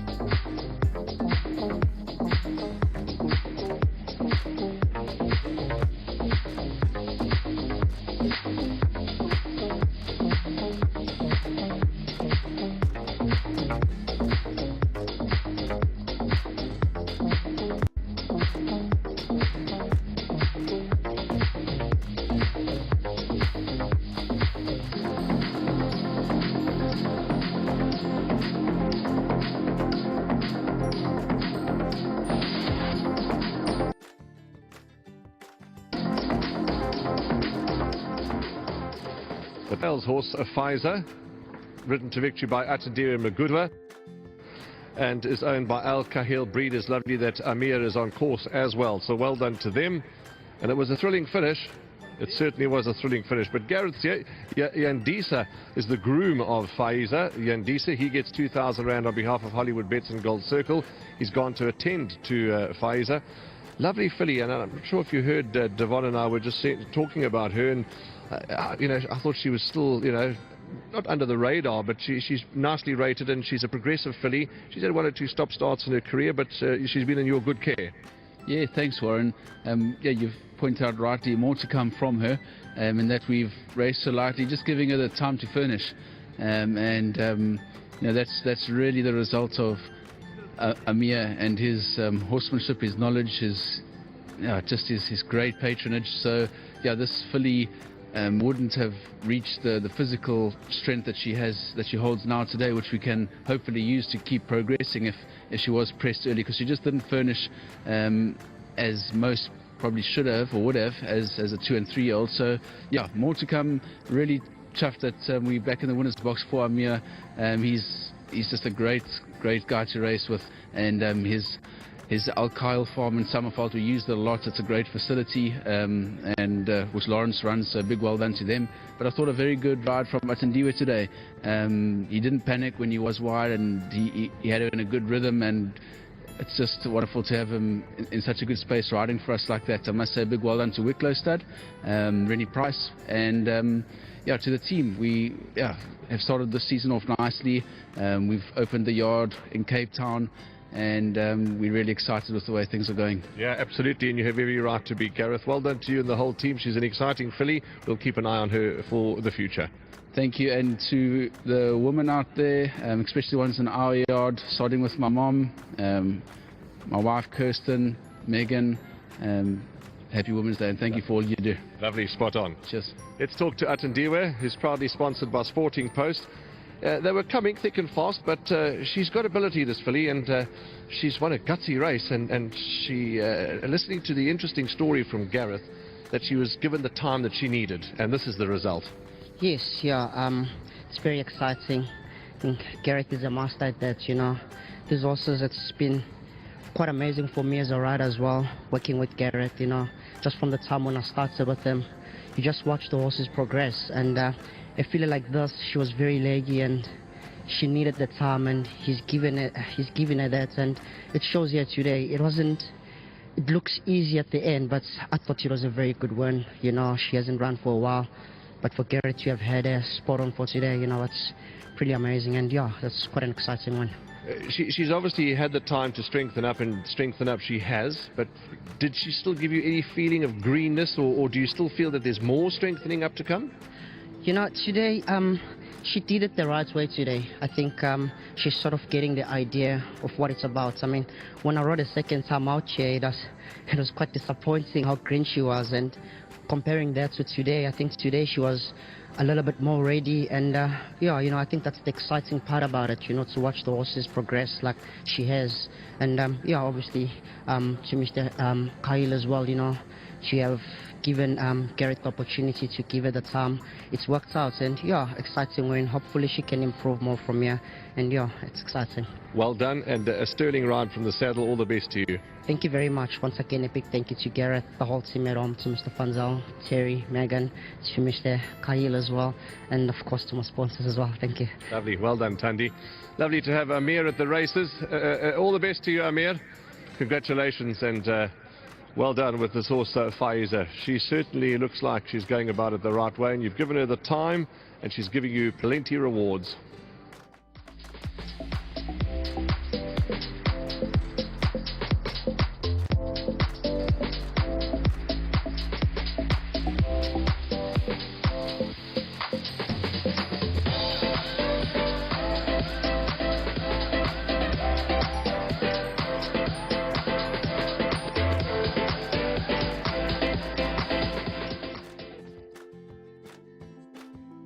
Team. 1600 meters in front of them, and away they go from the 1600 meter marker. Sea Goddess and Princess Ozma dropping anchor at the back of the field. Spring Kiss came out alert, but has challengers. Crazy Blues, Pfizer's around them. African Beat the red cap, and then towards the inside, Green Dream. Fashion Enigma, the yellow and purple, is racing only 4 lengths off them. Perfect Trust in the all black silk. Sea Goddess second to last, and wagging the tail well as Princess Ozma, no more than 7 lengths off them. No speed past the 1,000-metre marker, and Spring Kiss given the lead on a silver platter by a half. Pfizer's racing in second, Green Dream at the panel's third, Crazy Blues in fourth, Fashion Enigma's in fifth position. On the outside, African Beat in sixth position, then comes Perfect Trust in seventh. On the inside, Sea Goddess further back in the running, and Princess Ozma is your trailer. Spring Kiss going to look to hasten up, Spring Kiss a length and a half. Pfizer's going to corner in second with Green Dream waiting to the inside, Crazy Blues, African Beat. Spring Kiss coming to the 300, Pfizer now applies pressure, looms alongside, African Beat and Crazy Blues into the clear. Down the inside, Fashion Enigma, Sea Goddess is running on late on. Spring Kiss on the inside, Pfizer, Sea Goddess becomes a runner late on between them. Down the inside, Pfizer, Sea Goddess. Pfizer just won it. Crazy Blues just from Sea Goddess. Fashion Enigma's involved in photos on the inside with one or two others. The minor positions, African Beats also involved. So it gets very tight for the minor positions. You've got to say a very courageous victory as they come down to the line, because Sea Goddess, Crazy Blues started to bounce out the pack. However, Pfizer number 9, lightly raced, will pull it out the fire. Crazy Blues second, Sea Goddess. African Beat will just get up from Fashion Enigma. Well, Pfizer gave a beautiful kick, I thought, to win her at the 300, and in Sea Goddess and Crazy Blues coming to the 150, I thought Sea Goddess would run on by, and Crazy Blues, however, testament to the courage and improvement of Pfizer, the 4-year-old Karari. Well done to Gareth Van Zale, Alcal Breeders, Wicklow Stud Bred, Atendiwe Mgutwa, as they fan right across the track in an absolute cliffhanger. Ended up paying R5.10, 140. The tote favourite ended up the runner-up, number 5, Crazy Blues. Back to the studio.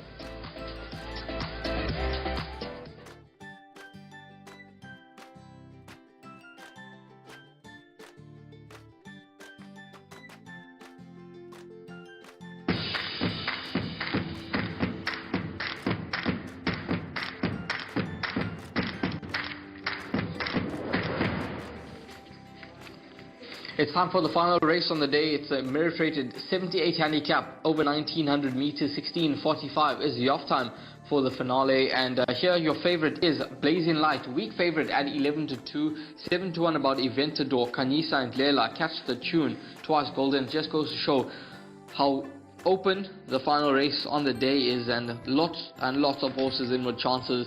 But I'm going to go with horse number 7, Aerial Display. This is going to be the value in the race for me. 14-1 in the market. This horse, he doesn't stay, he doesn't see it out past 2,000 meters. Last time out, 2,600 meters, ignore the run. Just put a line right through that run. He's got 61.5 to shoulder. Big weight, but I think he's more than capable of carrying it. He's actually a horse that's the yard thing quite a bit of. He ran in the Bali Turk. He was beaten by unstable companion Strawberry Bear, possibly punching above his weight on that occasion, but he followed up that run with a good run behind Captain Rocket, and then it was a really nice run behind Zacco, running second and narrowly denied. And I think in this type of event, back on the turf at Hollywood Bets Greyville, back down in trip, I can see this horse running a huge race at double-figure odds. So he's going to be the each-way play in the last race for me. I think he's taken on a lot stronger company than what he does meet here, and I think given the form of the stable in the last week, I think this horse could run a huge race. So that would be the selection for me, but it's nowhere near as a one-horse race. Yes, Aerial Display, you've said it all. Last time out, Kelly didn't stay in open meters at 14-1. If you're looking to get out in the last and play some swingers, exactas and trifectas, definitely worth a go at that price. Number 7, Aerial Display. Then our old friend number 4, Twice Golden. Now he's a Hollywood Bet Scottsville specialist, so he'll be running on late on. There hasn't been any rain around. He likes a little bit of cut in the ground, so Twice Golden's a horse you've got to throw into the quartets.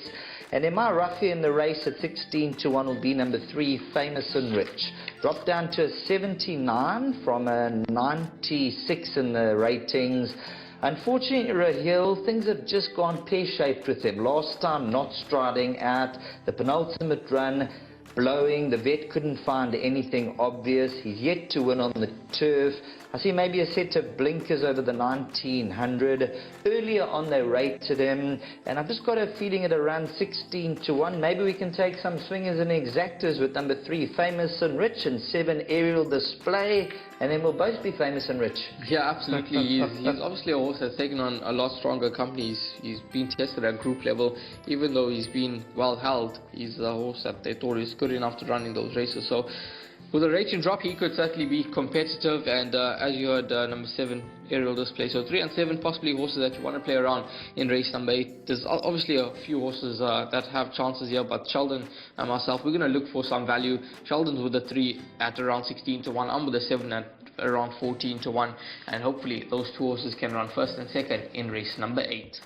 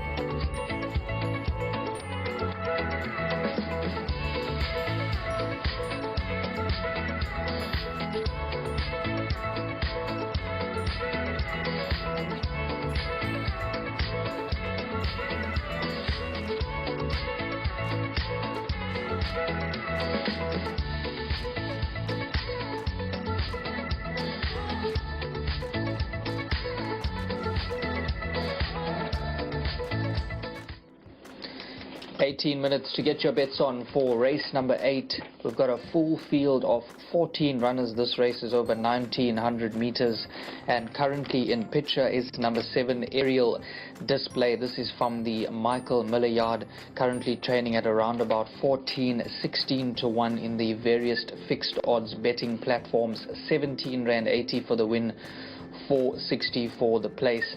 The last run over-raced on that occasion, but prior to that, lens-wise, never far off the action. No, and their horses have been running well today, the stable of Mike Miller. Forget that last run, and if you do that, well, she's in with a chance. Tristan Godden riding well, do have 61.5 to shoulder, looks fit, looks well, does the Aerial Display. Yep, chance, certainly in. You can put a tick next to his name. Number 6 is Kanyisa and Glela for Mr. Sugulan, a son of Give Me the Green Light, bred by Notemba Mlonzi, Alison Wright the trainer. Well, you can put a tick next to his name too, although he is returning from a 14-week rest, but that was a gutsy second in his last start before the rest. Here's a look at number 1. This is Majestic Warrior. Now the last 2 runs are a little bit uninspiring, but this horse does have a good draw with Gavin Larina aboard.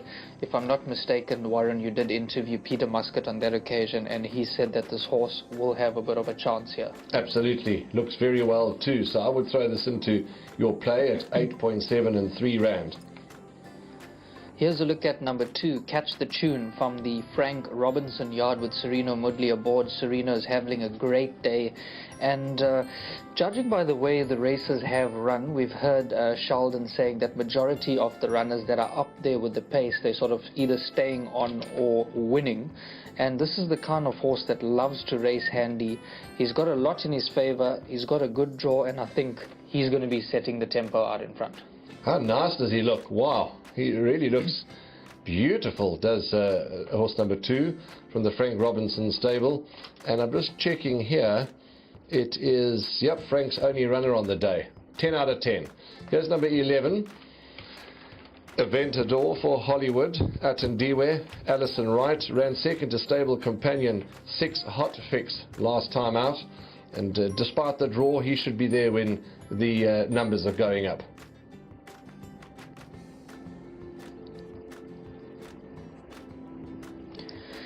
Here's a look at number 12, Kashkaval from the Yogis Govender yard. The last run wasn't bad at all, finishing 4.85 lengths behind Afropolitan.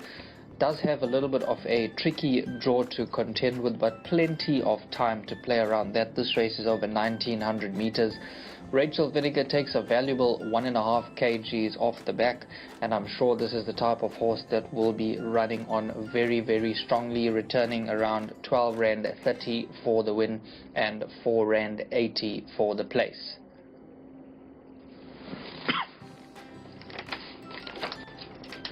Here's a look at number 4, Twice Golden. Now this horse forms part of my top 4 selections. And if you look deep in the form line, that run on the 26th of March when finishing 3.1 lengths behind Seamaster, now that caught my eye. Then the run on the 16th of April at Scottsville finished 0.65 lengths behind Rex Union. So you've got the apprentice aboard taking the valuable 4 kgs off, and hopefully if the speed is on, this is the type of horse that can really get going late in the day. Number 9 is Captain who was ridden by Nicholas Patel last time for a very good 4th behind New Stream. Nicholas has kept the ride, and Louis' horses are running well. He had a 2nd and 3rd in the previous race, and he's got quite a few runners here that could certainly get into the shake-up.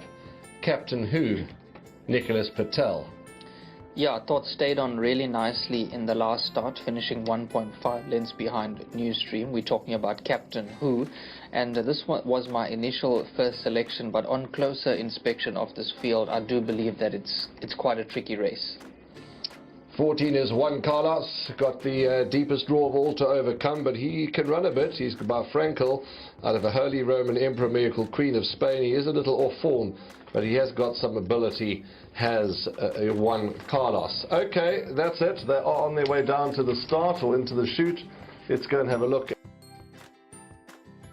at them going down. And for the last time today, Sheldon Peters is going to call them down.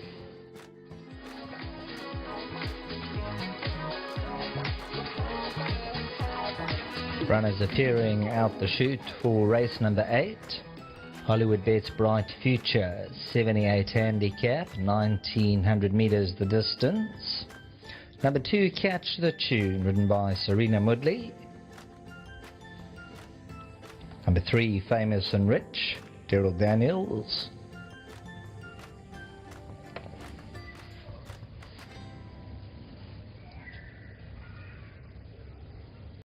Number 4, Twice Golden, Trent Mayu.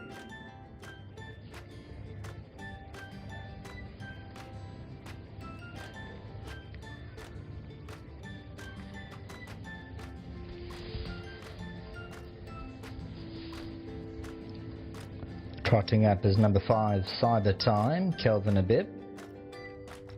3, Famous and Rich moving by.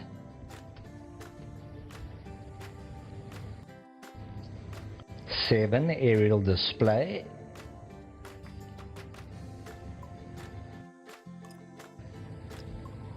Number 4, Twice Golden. Number 2, Catch the Tune. Followed by number 7, Aerial Display.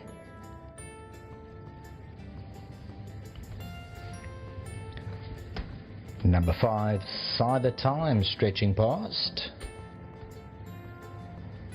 Don't Stop Me Now is number 10, Robert Carty. Kanyisa and Lela, number 6, Craig Zaki. 8, Blazing Light, Sean Veal. 9, Captain Who, Nicholas Patel, in the full set of silks. 11, Eventador, written by Atandiwe Mgutwa. Passing by number 10, Don't Stop Me Now. 8, Blazing Light. Kanyisa and Lela, number 6.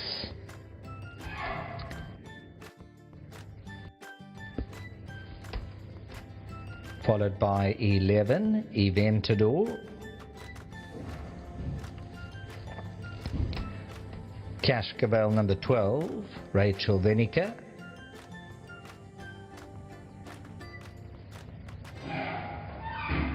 13 is Rock Fall.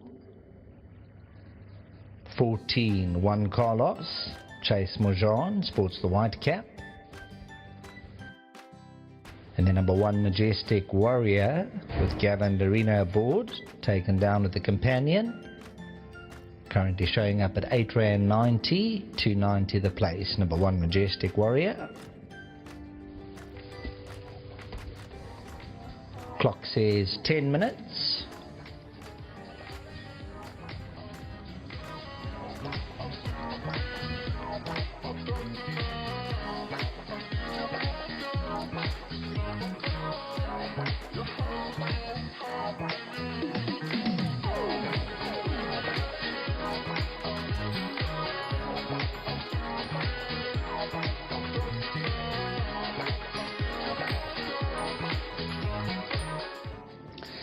Just 9 minutes to get your bets on here for the lucky last. It's a very open betting race, with the current favorite being number 2, Catch the Tune, from the Frank Robinson yard, with Sereno Mudley aboard. Well, as I said, that just changed, and the favorite is now number 11, Eventador, at R7.10. Warren, we were talking about number 2, Catch the Tune. Looked really well in the parade ring, went down to the start well. The conditions may just suit this horse today. Yeah, well spotted, well noted, well picked up, and you're quite right. As you say, the favourite is number 11, Eventador, at 7.1. R7.10. I haven't seen that in a long time. Yes, me too. It shows how open the race is. Now R6.90. Yeah, if you can get your hands on this quartet, certainly going to be a healthy dividend, no matter what happens. Absolutely, absolutely. But let's go back to Catch the Tune, the horse you asked me about. And Frank Robinson's just bringing one runner to the races today, and this is Catch the Tune. Sereno Mudley, the pilot, he's already had 2 winners, I think it is, so he's really brimming with confidence. Neatly drawn, and as you've alluded to, the conditions could suit Catch the Tune right down to the ground. And as far as his well-being, he's a good looker. He really is a good looker, is Catch the Tune. And he's always there and thereabouts. He's knocking loudly at the door. R7 now for a win, R2.70. He is back to your tote favourite. It's like watching what do you call those boards that all the flashing lights, you know, with the favouritism. Now R6.90 about number 2, Catch the Tune. Lots to like about him. A horse that I really like is number 4, Twice Golden. He runs really, really well here at Greyville Racecourse. That's Hollywood Bets Greyville. 4 kgs off, and I touched on those 2 form lines, specifically The first one being on the 26th of March when finished 3.1 lengths behind Seamaster. Then the run after that on the 16th of April when running 0.65 lengths behind Rex Union. So this horse will be running on really well at the end, and it's got the apprentice aboard taking the 4 kgs off. But I don't know if that's either a good thing or not, because generally the horses that are up there with the speed are sort of staying on. So I don't know if that will suit him or not, but nevertheless he's got to have an undeniable chance at around about 14 Rand 90 for the win and 330. Golden, he's an absolute soldier of the stable. I do believe, and it's merely an opinion, that he keeps his best efforts for Hollywood Bet Scottsville. You look at the statistics at this course here, he's had 17 starts for 6 places. There's nothing wrong with that. Distance, 3 starts for a place. Course and distance, 1 start for a place. So a Polly, he doesn't like it all. He's had 8 starts in the Polly. He's a horse that can never ever be ignored. I give him a very strong big place chance, more than a winning one, but stranger things have happened. He can win, but I do believe he's a horse that shines a lot brighter at Hollywood Bet Scottsville. But he has got a chance. I've put him into everything. Moving on to horse number 9, Captain Who from the Louis Courson yard with Nicholas Patel aboard. Nicholas has ridden him before, and this horse stayed on really well in the last start, finishing 1.5 lengths behind Newstream. That was of course at Hollywood Bet Scottsville, but I think he's going to be running on really strongly, and I'm not going to discount his chances here at around about 10 Rand to win.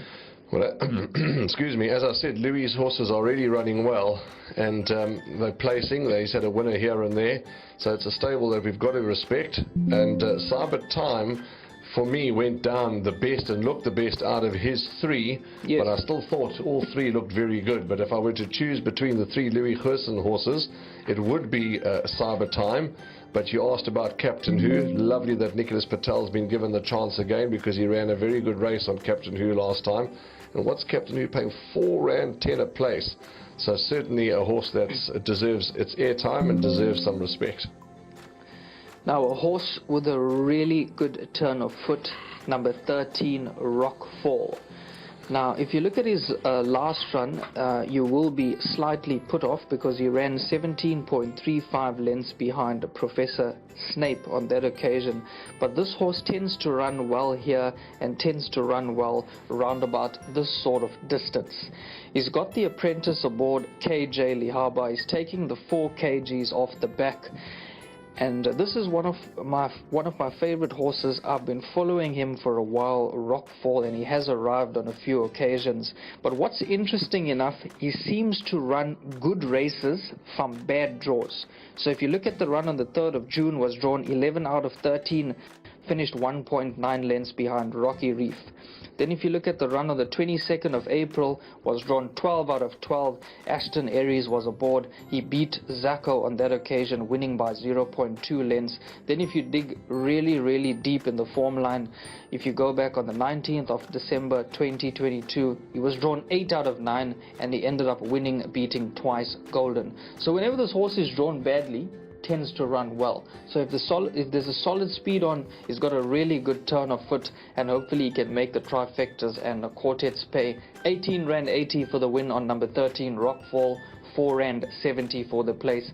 I'm sure the 4 kgs off his back is going to make a massive difference here. I don't know what the instructions from Paul Lafferty are to Kobeli James Lehava, but he's not going to have it easy from that draw. Whether they've told him to go forward, whether they've told him to tuck in, try and get position, I don't know. But the 4 kgs will certainly help. And yeah, interesting observation. Last time he ran 11, lost. He was drawn 4.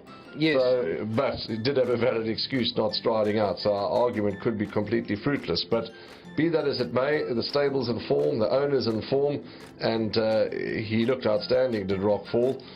You've made a case for him, so you talk, we listen. 17.70 and 4 Rand 80.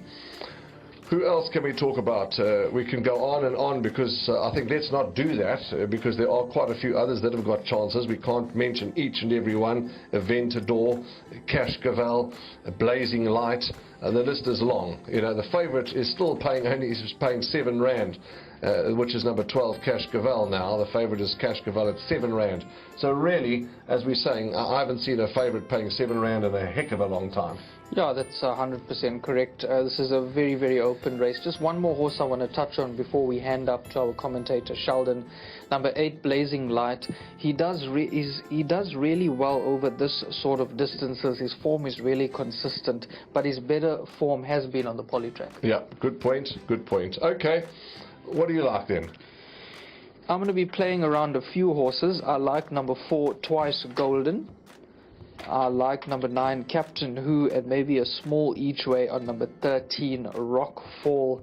And it's a very tricky race, so you got to catch the tune. That has got to go into the selections because the conditions might just suit him. So number 2, Massive Runner here. Okay, well, I'm a one winner statistic person, and maybe Catch the Tune can put it the statistics even more. So Catch the Tune for me. Sheldon's upstairs, a minute to get bets on. Punt well and all the very best. Thanks very much. Runners for the 8th and final event over 1900 metres. Preparing for the loading process, Hollywood Bets Bright Future, 78 handicap. Number 2, Catch the Tune, has now settled as the tote favourite at R6.60 and R2.50. Aerial Display, and Rich, Captain Who, Rockfall. Keep an eye on gate number 13, Rockfall. Number 11, Eventador moved up. Straightening up, Twice Golden. Majestic Warrior to 1.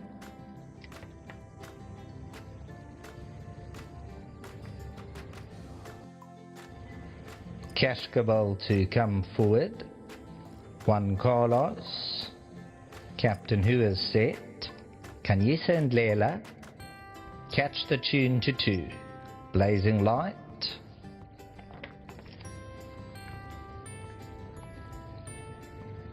Don't Stop Me Now. Gate 10 still vacant. Cyber Time to gate number 5. Cash Greyville. Race 8, 1900 metres. Starter bids them farewell from the 1900 metre marker. Twice Golden slow about a length and a half. Eventador Don't Stop Me Now, and Rockfall is the trailer. Blazing Light just gets a niggle or 2. Cash Greyville with a special bit on the right hand side has the head sideways, looking to settle into that action. Famous and Rich latches onto the rail with Aerial Display on the outside, also looking to settle in, taking a little bit of a hold. Catch the Tune on the inside. Cash Greyville's very awkward into the turn, the blue and white silks there.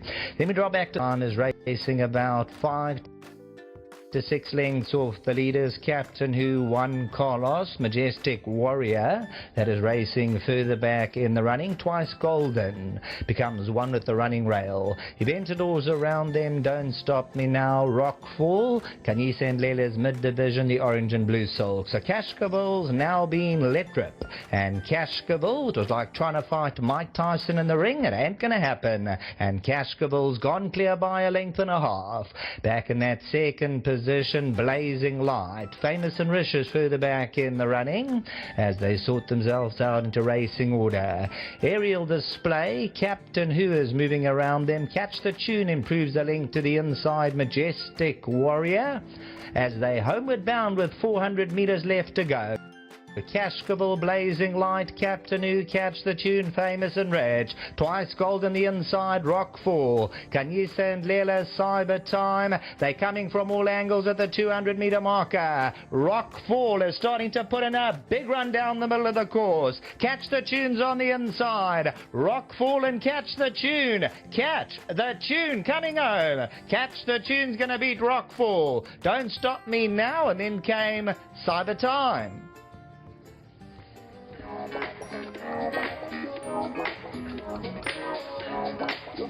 The number 2, Catch the Tune. Frank Robinson. Noble Tune. He always looks spectacular. Catch the Tune. Frank Robinson turns them out impeccably well, and Serena Mudley gets him to lift.